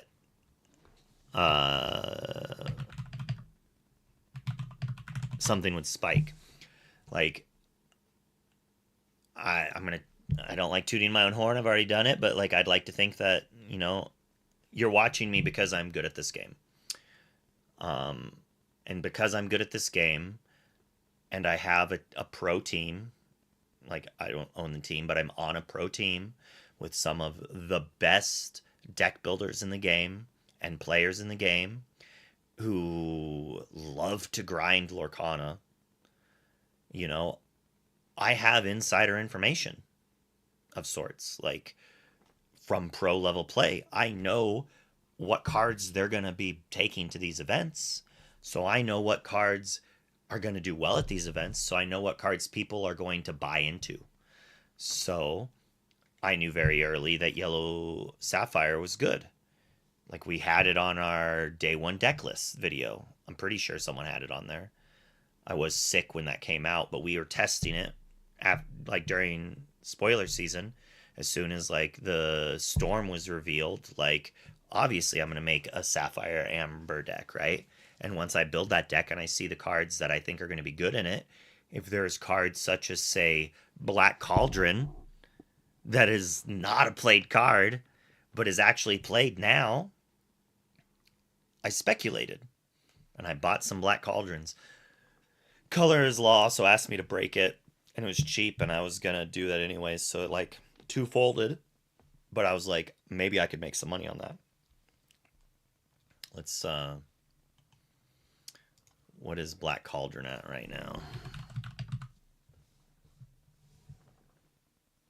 Really? Just...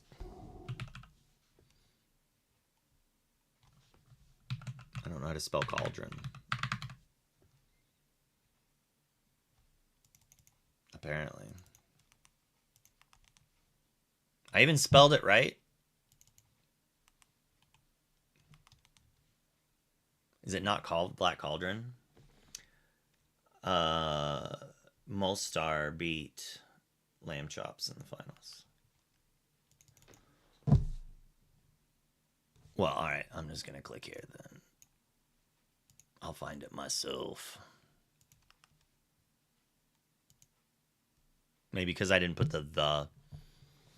So the regular one's only $2. $2.50. That's actually double its price. This card is doubled. This was a $1.50 card. Sub-dollar card. It's now $2.50 with $4 a little bit down the line. Like one person buys a playset, or they're only playing two right now, right? One person buys two people, 3 people, 4, 5 people. 5 people buy playsets, it's still there. 6, 7, 8, 9, 10 and a half. It's $3. There's still a big amount of these. It's going to take maybe 20 people to buy 2 of them for it to turn into $5. But when these ones all get bought, like the first chunk, there is a world that the people below it will notice those sales and then raise the price of theirs.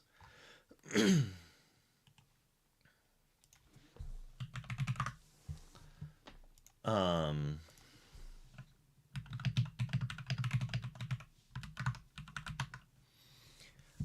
let's see.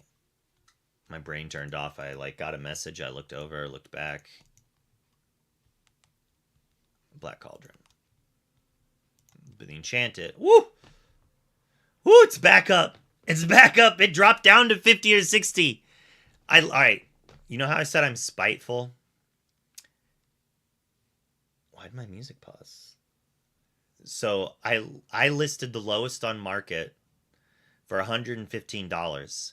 Someone undercut me down to $95. The only reason this is worth $95 right now, instead of over $100, is that someone lowered the price and so it equalized. And then someone else lowered their price down to 70. Why are you cut? Do you not like money? So like your best case scenario is you instantly sell it. All right. You got that money for it right away. But what if you listed it for 110 and it instantly sold it, right? But no, instead you listed it for 70, it didn't instantly sell, and then it dropped down to 50, and then you lowered yours to 50, and then they both instantly sold and it jumped back up to $100. You lost $50 and you made the rest of us lose $15.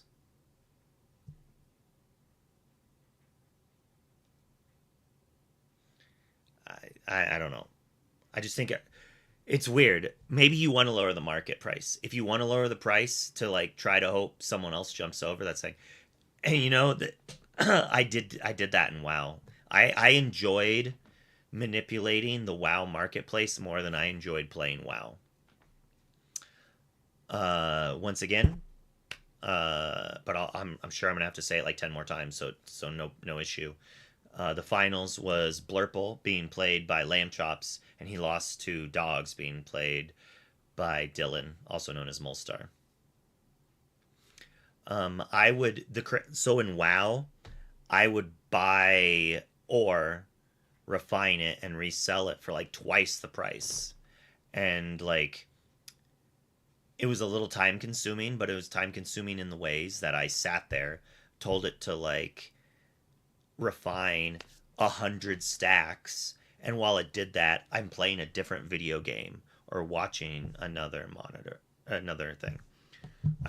So it's really funny. I've been streaming for almost 2 years and playing in the DLCs, and the DLCs did two things for me. Two big things.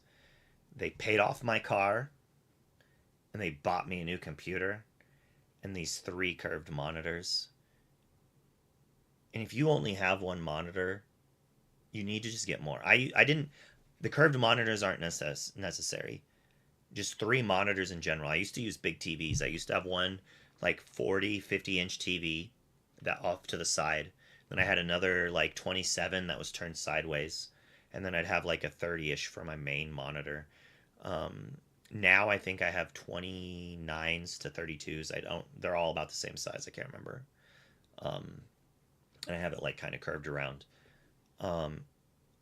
Even if you don't need them. Like there was a time that like one of my like my right monitor, if you ever see me look over here, I'm looking at Discord. If you ever see me look over here, I'm looking at OBS. It literally takes up, like my OBS just takes up the whole screen. And on here, you'll see over here above my head, here is Twitch chat, and right here is YouTube chat. So like, and I have it on the far corner. So when I look at my main monitor in my peripheral vision, I see your chat. So like if I ever glance like this, that's me looking at chat just a little bit.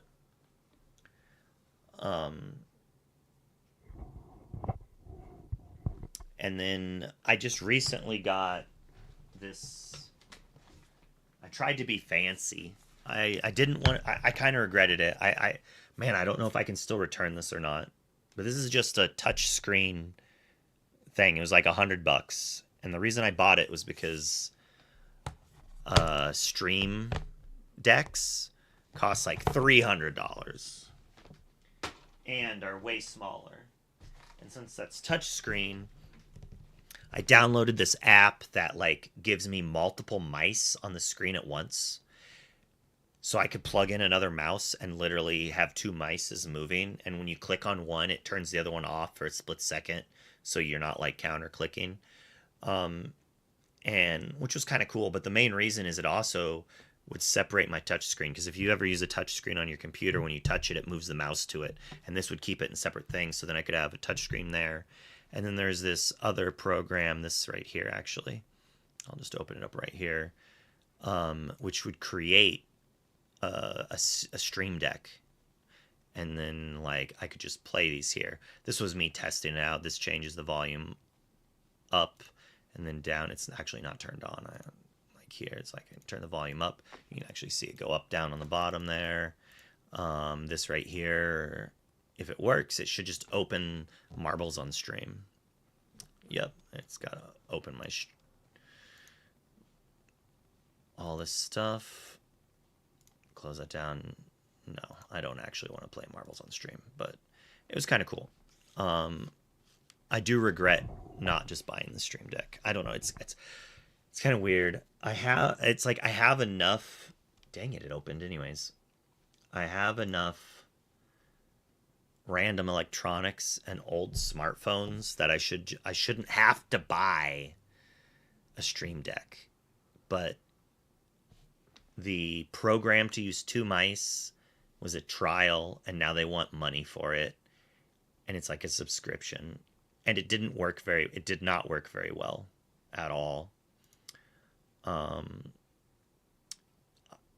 could have also bought like a $200 monitor thing that was like this. It was through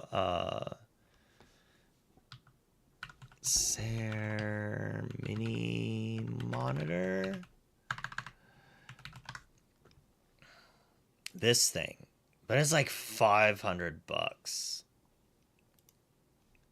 250. It was $250. And this actually comes with an Elgato virtual Stream Deck.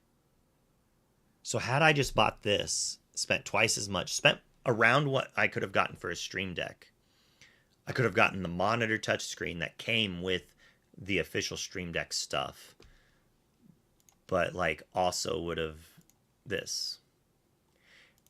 And the other useful thing to that monitor though is I can plug it into the Steam Deck and the Switch and use it as a TV for that.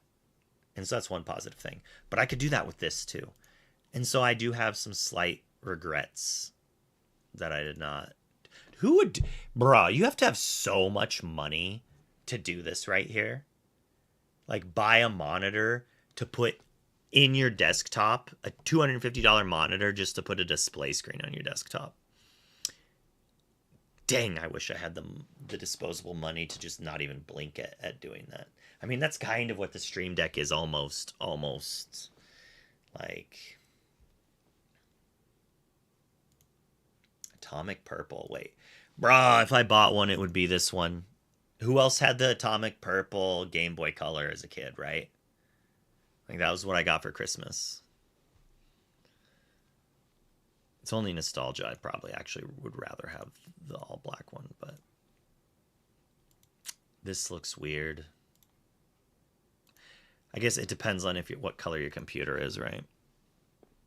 But I think that's kind of cool. Maybe I'll waste money on that at some point. Maybe I'll sell I bought a playset of Black Cauldrons for $30 each. So that's $270 profit. If I turn around and sell those Black Cauldrons, I could buy that and still have money left over. I'd have my initial investment and it would literally just be that thing. And I have regular Black Cauldrons I could use, which realistically, I will probably be selling my Black Cauldrons because they're curved. Oh man, I almost murdered my kitty. I would not actually, but I was so angry at my cat. My cards are all here on a counter, and he jumped up on it and knocked over $300 worth of cards at least, just like all my relevant cards I just bought. and like the deck I was building, you know, Enchanted Clarabelle, which I can't sell, which is frustrating.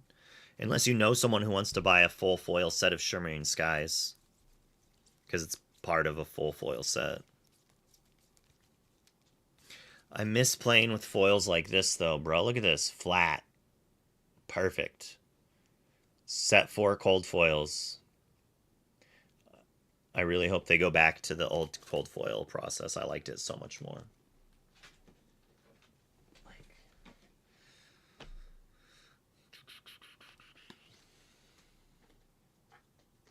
Trying to find where that Black Cauldron is.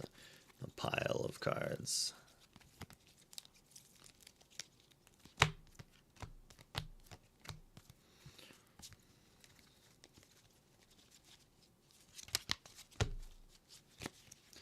Just like looking through this is slowly making me more and more upset with my cat. This is after I like flattened it, and it's in heavy play, hard sleeve, like not super hard. It is their hard sleeves, but if you've used the hard sleeves, this is like a 4 out of 5. And then the actual, I think it's Dragon Shield has them, or someone has really tough, thick inner sleeves that are really hard. Those are probably 5 out of 5 in like how tough the inner card is. I mean, I do have one Fabled one I can get rid of from my initial set. Ooh, I did buy my Yzmas for 3 apiece. As I was saying, you know, the advantages of being on a team. You know, Sailor had a really good Amethyst Steel list. And if you're ever interested in knowing what Sailor's up to, you know, he has a Metafy. He has a Discord as well. We have the Team Maelstrom Discord, which we post some stuff in. Sailor posts some stuff there, as well as in his private Discord. And, like, that's one knowledge to know. It's like, I bought these for $2 less than they are right now. I'm probably not going to sell them. I didn't buy them to sell them. I actually bought them because I only owned one. And I do like to be able to play whatever I want.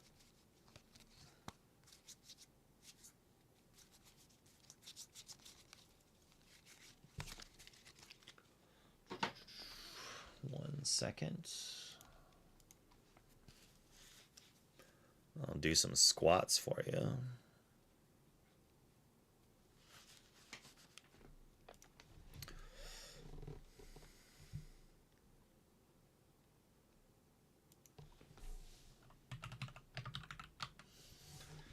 Ugh. My buddy's gonna come over and we're gonna watch some TV and play more TFT. And probably stay up way later than I should be.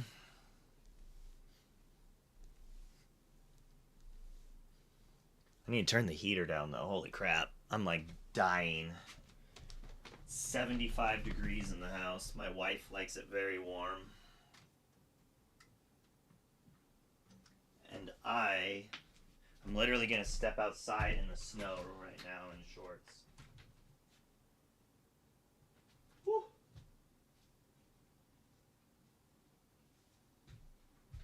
Woo. Ho, ho. Snowball. It literally just snowed the other day. Whew. Whew.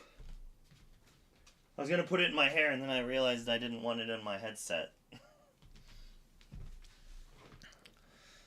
Ooh. The snow is so bad. USA versus Canada hockey is in 4 hours. I mean, I assume Canada crushes, but I guess the United States. Maybe if you take all. Well, wait. The NHL teams, the pros can play in the hockey, right? Like, the Olympics are weird. It's like you can't. It's like figure skaters. If you're a professional figure skater, you can't be in the Olympics. But if you're a professional hockey player, you can be in the Olympics. Or a professional basketball player, you can be in the Olympics. Why can professional figure skaters not be in the Olympics? Am I just wrong there? Is that something that I was just like misinformed of? But that just doesn't make sense. Like we see the same pro players playing in the Olympics every year for those sports. But like for figure skating, it's like always new people. Or is it just that like you get way too old way too quick in figure skating? But I was pretty sure once you go pro, you can't do Olympics in some things. I wonder if... Too lazy to Google it. I'll figure it out later. Todd Knows All the Tricks has dropped. So it's probably even lower.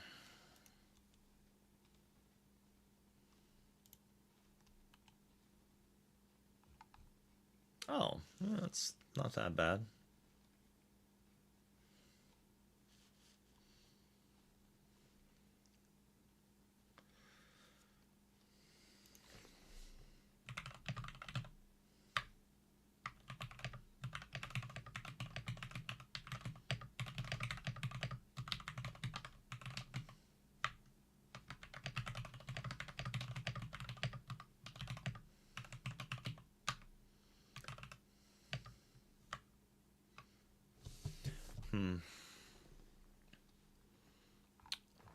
I think Little John's better.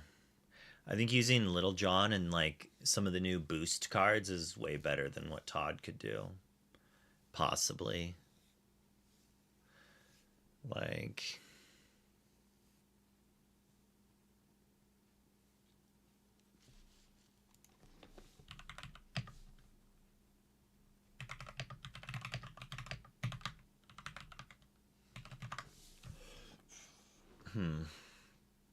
Sorry, my buddy's like, we're discussing snacks. He's like, stop at McDonald's on the way. He's like, bro, I've got leftover pizza. I'm like, And then now he's like, I've got Nutter Butters. I'm like, oh man. Clearly a cookie named before society became degenerates. Too good. Too good.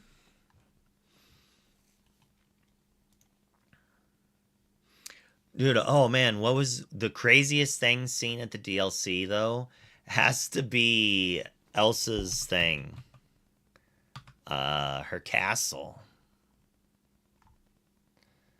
We'll just go straight here. It was Elsa's Ice Palace.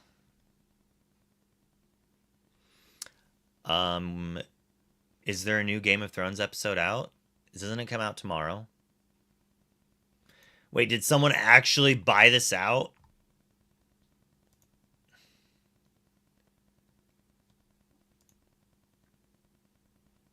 Or there just was none listed? I hate that I have to log in to look at this crap.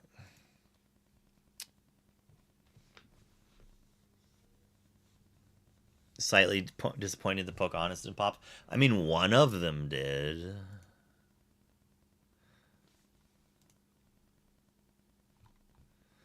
She hasn't spiked. But when you have players like this listing them at these prices, or this amount, it's going to stay $1.50 for a hot minute. I don't list more than 8 cards at a time of a certain card. I try only to list 4 at a time to try to maximize it. Lots of times I'll relist it at the same price, but I'll check sometimes. Like I don't want to sell all 25 copies for $1.50 and then it jumps up to $7, right? So I'm going to sell 4 copies at $1.50. I'm going to look and see if there are other people listed at $1.50. I'm going to list another 4 around that, or I'm going to raise its price by like a quarter. Also, while I kind of shop through whoever, some people also, they won't buy from stores that don't have, like, they won't buy from the store. Even though they have 1,000 sales, they won't. Or like this one, 500 sales, they won't even do it. 100%. This is like a lot of sales, and they still don't care. They'll only buy from like these. Or, you know, like you'll just buy from one person. Obviously, this is a great This is a very good deal, I think. Kind of, actually. Because you have to buy a 5th card from them to not pay for shipping. So, like, it's cheaper to buy a playset from this person than it is to buy a playset from this person. Unless you look through their shop and find another card worth less than $1. Like, it's actually... I don't like the people who run this shop. Because what they are doing is trying to take advantage of people who don't pay attention. What they're trying to do is get someone to put 4 of these in their cart and click on their cart and check out at $4.96 and then pay the extra $1.03 shipping and not notice that they're 4 cents away from free shipping. Because they expect people to just buy the 4 and be done with it and not care. And they are taking advantage of that type of buyer. But what you could do is go to their shop and literally just go to the last page. You could literally buy this card from them for 4 cents and save $1.26. It's like add to cart. Free shipping, $5. But they're trying to take advantage of people who aren't... Like, it blows my mind that they have a card listed for 4 cents. I would list this card for $1.25.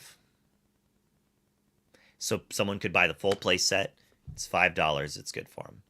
Even though, technically, that's giving them a deal. Because if you put it at $1.25, they just buy 4 of them. That 4th one is free. Because if they only need 3, they have to pay, the shipping costs of $1.31, which costs more than the Pocahontas. So they might as well buy the 4th one. So realistically, I would probably sell this card at $1.50. And even then, like, it's so weird to think about because it still creates mathematical steps. Where it's like $1.50, $3, $4.50. Now I'm 50 cents from free shipping. I'm probably going to buy another card to get free shipping. So at that point, it's like, well, what do you put it at? So it's a weird spot that I normally don't list cards between $4 and $5. I list them at $5 so they don't buy another card for free, basically. They just get a free card to get free shipping. Any thoughts on any of the DLC and takeaways? We talked about that a little bit before. It kind of sees how the meta will go down. I'm really interested to see how the ICL goes this Tuesday and Wednesday. If you want to check out my channel on Tuesdays and Wednesdays, we do the ICL, and we start around 5:30 Central Time. The game starts at 6. We start about a half an hour before to do a pre-show where we talk about things with some big casters. And then we have currently signed up for Season 3. We have 22 teams, 2 divisions, some of the best players in the game. And it's 3v3, and they cannot play the same deck. They cannot play the same ink colors. You can all play steel, so it could be like purple steel, blue steel, amber steel, that's fine. But you can't play amber steel, amber steel, amber steel. So you normally get the best 2 or 3 decks in the format, and then depending on where they line up, and sometimes you'll get some meta choices and things like that. But so far, it's been a great diverse metagame, I feel, and it's been pretty solid. Any cards undervalued in Winterspell? Well, let's take a gander.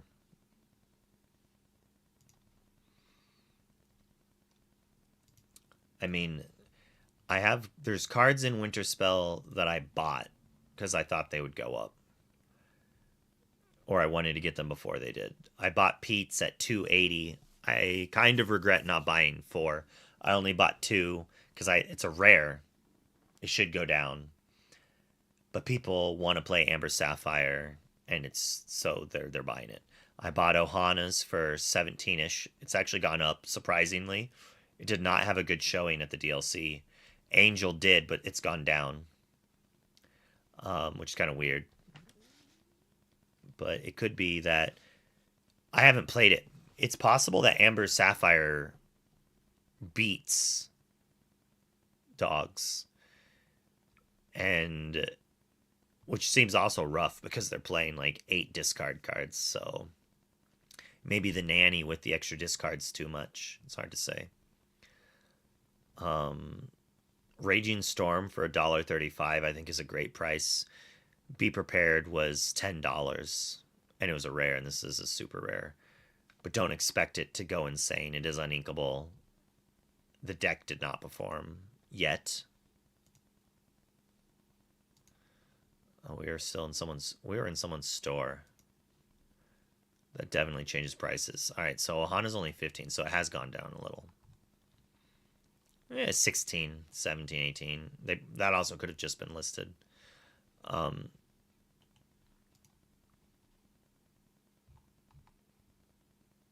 That's not a bad price.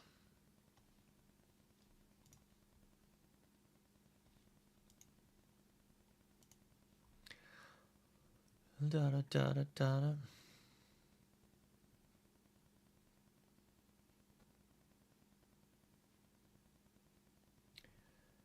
Like if you don't have all the cards in the format, there's like a world I would just buy this person's store. Like if I didn't have the cards, I would probably buy their Max Goof, their Pluto. I'd probably buy their Horseman Strikes, even though their Horseman Strike's overpriced. But if I don't have it and I'm buying from the seller anyways, it's not bad to pay a little extra.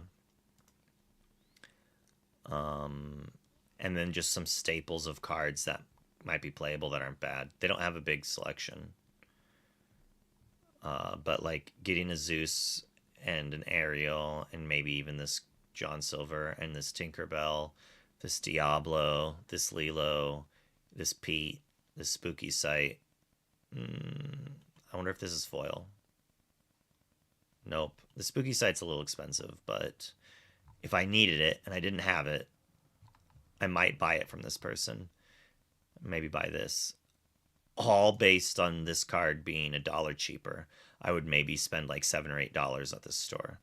It's hard to say. It is $2 shipping. So like that's the other thing is like you have to buy enough from them to make up for the heavier shipping price. We kind of talked about that earlier. But I think Pocahontas is at a good price point for super, like both of these super, any playable super rare, I will happily pay $1 or under for. Under anything under $2, I'll happily pay. I think a Cood is insanely powerful. It just hasn't broken out yet. Angel Akud, like, has been good in the little testing I've done. But I also have played not enough games of this format. So maybe more testing against the more refined decks would show that it doesn't do enough. And that it was just good against other untuned decks. I think Lilo is in the same market as a super rare for $1 something that's worth picking up a set if you don't have them.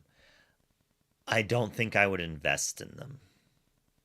Like, Calhoun spiking was weird. Like, it's unlikely that these cards are going to jump to any price. But, like, the foils... If this would be a $12 foil if it was actually cold foil and not this fake cold foil. I hate that it's called a cold foil. It is not a cold foil. It is a warped foil or whatever they're called. It's a full foil. The whole card's foil, and that causes a Pringle effect. Should you buy Angels ASAP? I don't know. If you need them and you need to use them within a week or two, yeah. I bought them because I wanted to stream with them.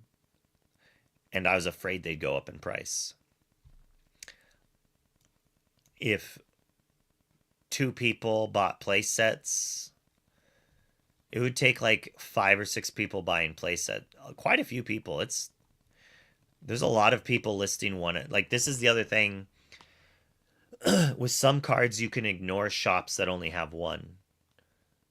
But that's only on like $3 or $4 cards. But on any card over $5, you have to pay attention to every one because there's no longer shipping costs, increasing the lower prices. But I think you could probably wait on Angels and maybe only get punished a little bit.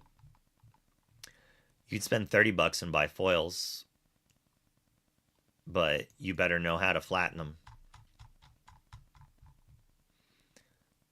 It has dropped and then gone up. Looks like someone had one listed for 23, but like this person bought one today for $28. Yesterday, someone was buying them for 24. Only 2 of them. I guess it's 3 in the morning, so never mind. This is part of the whole day. So, you know, people are buying them out. Man, my voice is almost dead.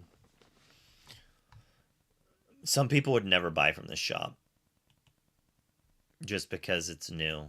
Like, it literally has no feedback.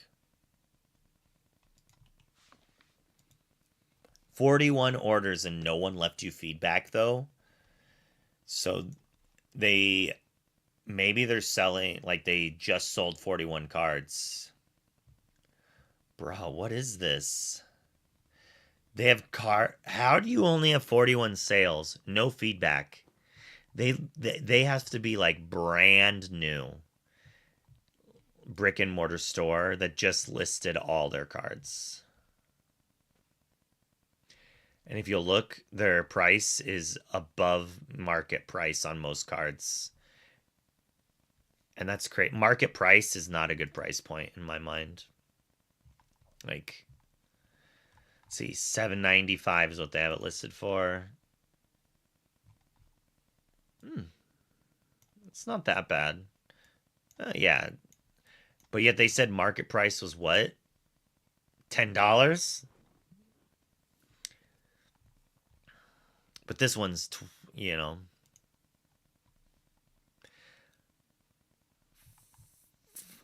What?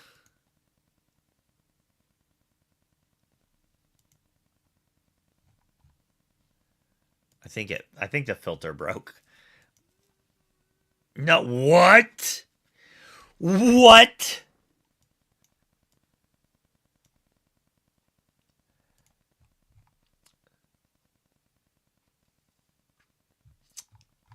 Okay, it's not on the shop anymore. I was just like, there's no way this shop has a $40,000 foil Gaia's Cradle Judge promo. I knew people who had this and sold it for like $2,000.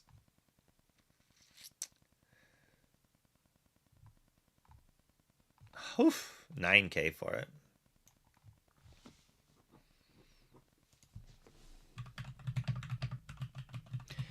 This is like the only expensive Magic card I still own.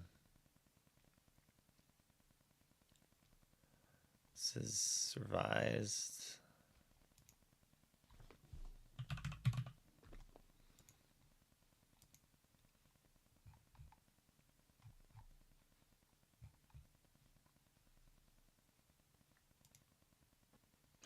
This is in better condition than mine. Mine has like a messed up flap. Like the back of mine is like heavy play, but the front is light play.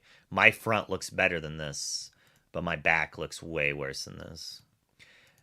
I'm literally, I bought it for $450 over 10 years ago. And when my child was born, I was just like, I'm going to save this until he graduates, and it's going to pay for his college. And it probably is not going to pay for his college in 10 years. But I mean, it has gone from 400 to 3K. And the crazy thing is, unlike Black Lotus and whatnot, this card has dozens of printings. Like, you can buy copies of this card for $8. Beta's worth 1,000 damaged. Moderate. So you could probably say that mine's worth $2,000 and value it at damaged because of the flip-flop. It's so crazy. But things like that are why people are investing so much money in Lorcana Chapter 1 sealed and stuff like that, and why they were like investing money in the Elsas.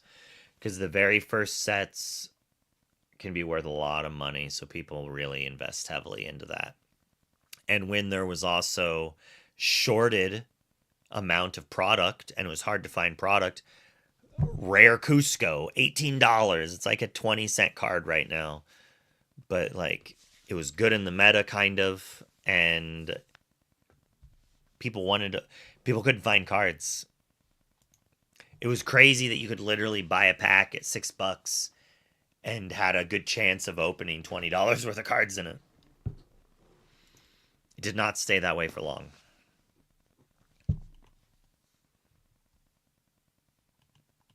Demona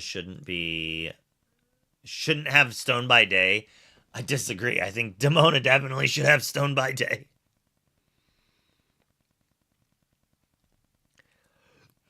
This is such a Frank Karsten style list.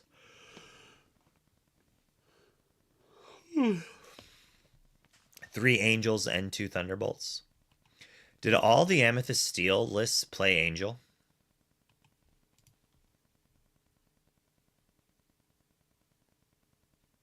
Four Angel.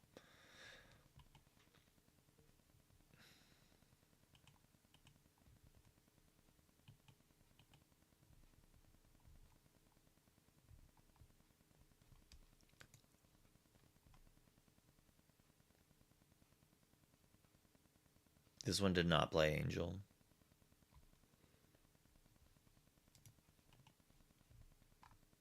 This one played 3.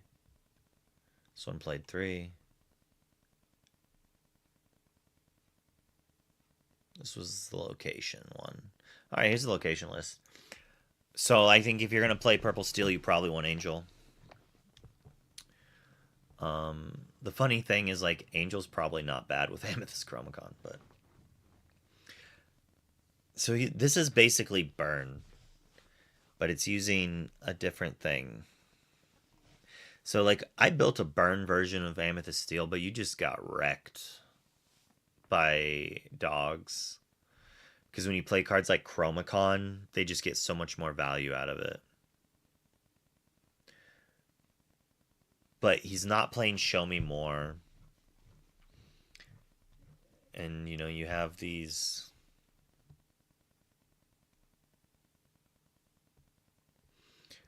locations, and Castle Riven can probably be pretty good. The Challenger too, just like really messes up their math. I don't think I saw him play the Seven Dwarves Mine once.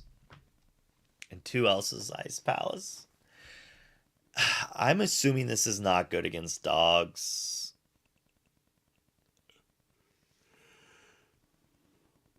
But maybe if you're on the play, you can race them. And, you know, Under the Sea doesn't hit these. And so maybe that's enough. Because that's the problem with the dogs matchup. Is that they will Under the Seas you eventually. And you will lose. So maybe these just make it that they can't actually do that. This is like a deck worth testing. You know, but this is also the type of deck that really messes people up who make mistakes. So if your opponent's not playing at their best capacity, you could easily just like mess them up, especially if they don't expect you to like play John Silver and win the game. Wait, where's the Pocahontas?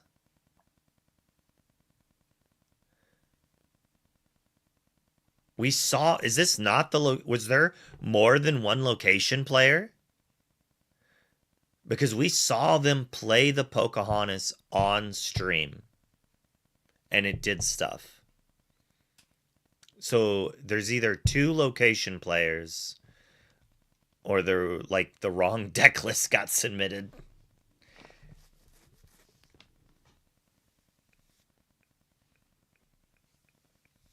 Like, are you playing Pocahontas or are you playing this version?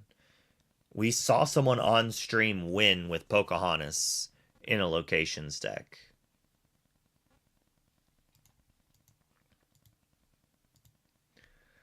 I mean, are you playing Masters? Like, are you Masters on Lorcanito? Like, if you're playing against other Masters on Lorcanito, then I might believe it. If you're not playing against Masters on Lorcanito, I'm not gonna care about it as much. What is duels? Is that the new thing? I don't know. Like, grain of salt. So what is the other location deck? Did the other location deck not get in? Sword of Hercules.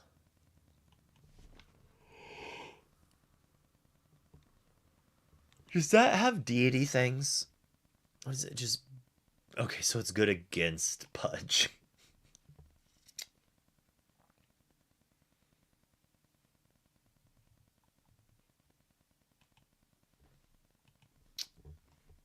Wasn't on. That's so disheartening. How did the Pocahontas player finish? Two Sword of Hercules. Two different purple steel players were playing Sword of Hercules. And here's Pocahontas. So it's just a... Alright, okay. This is like Sailor's List. So you combo Pocahontas with the Genie. So you like play Genie and boost them up a few times, and then on it you quest with like Genie for like 6, and then the Pocahontas for 7. While you're also just doing like purple steel things. And then like Christopher Robin is also aggressive. Some better Timothy Mouse for sure.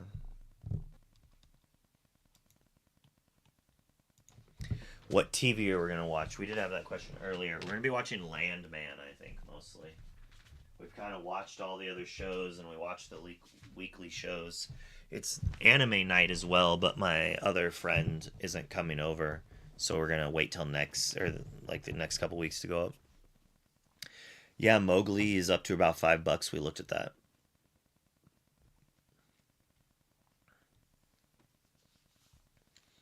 Raw dogging it. Wow.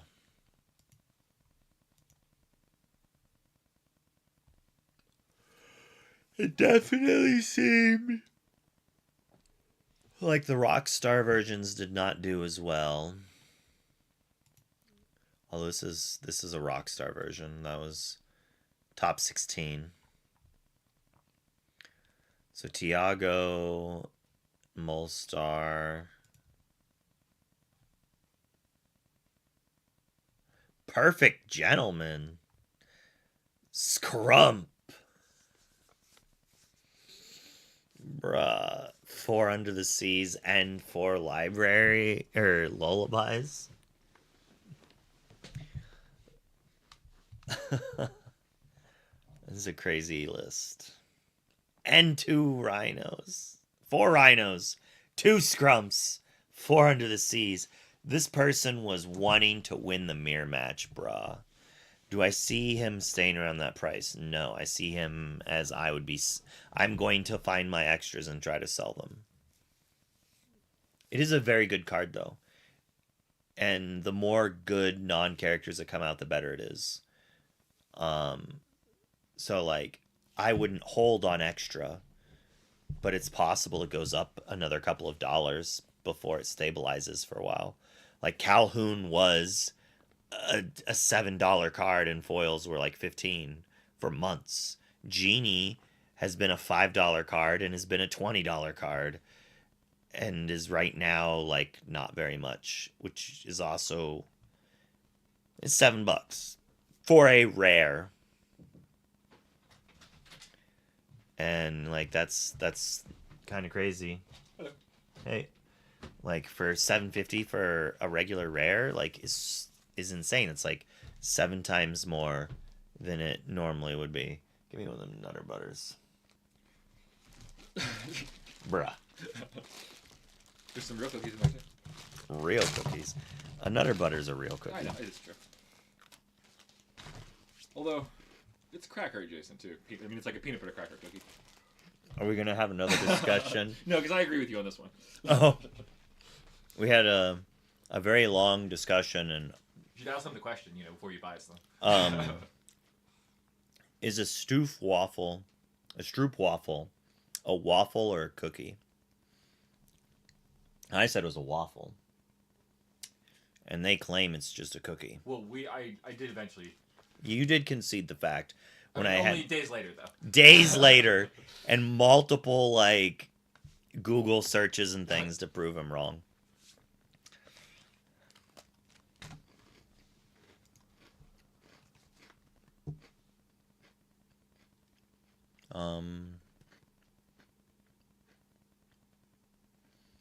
I'm trying to turn my headset so I can hear through and out.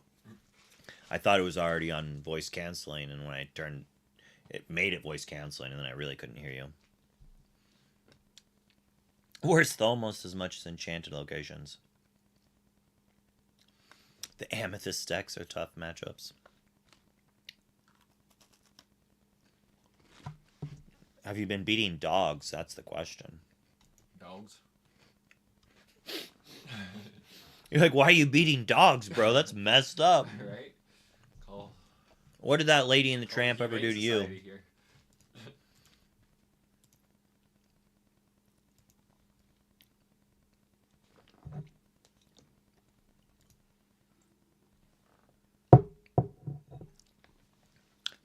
Yeah, Molstar won the event. I like how Ed's at the first, but he had to look at this and be like, all right, if I can dodge dogs the whole way. So many blurple. 3 cats should be illegal. And then he's only playing 3 cats. So cats and dogs, these are the two. Well, Cheshire Cat. Okay.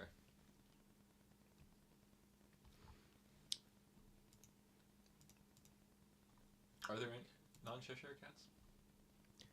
I mean, I know there's this two from. I don't know. Are they from the one with the poodle? Okay, the CCQ's up. So I think we're going to raid that. And I'm going to watch the CCQ, play TFT, and watch Landman all at the same time. Because I'm degenerate. But we're going to raid this. And thanks a lot for watching and hanging out. Appreciated all the follows and whatnot. I hope you enjoyed watching the DLC on JD Zed's channel. JD is a great friend of mine, big fan. Yeah, so I'm gonna raid them, I guess, and then I will see you on Monday afternoon, or possibly at least Tuesday night for the ICL if you're gonna not make the morning stream. But you all have a great night, and in like 10 seconds we're gonna raid over there. And to all the Australian viewers and EU viewers that normally don't get to see me at this time, We're New Zealand viewers. you know, it's great. But I'll chat with you all later. Have a great night. Bye-bye. Bye-bye. Bye-bye.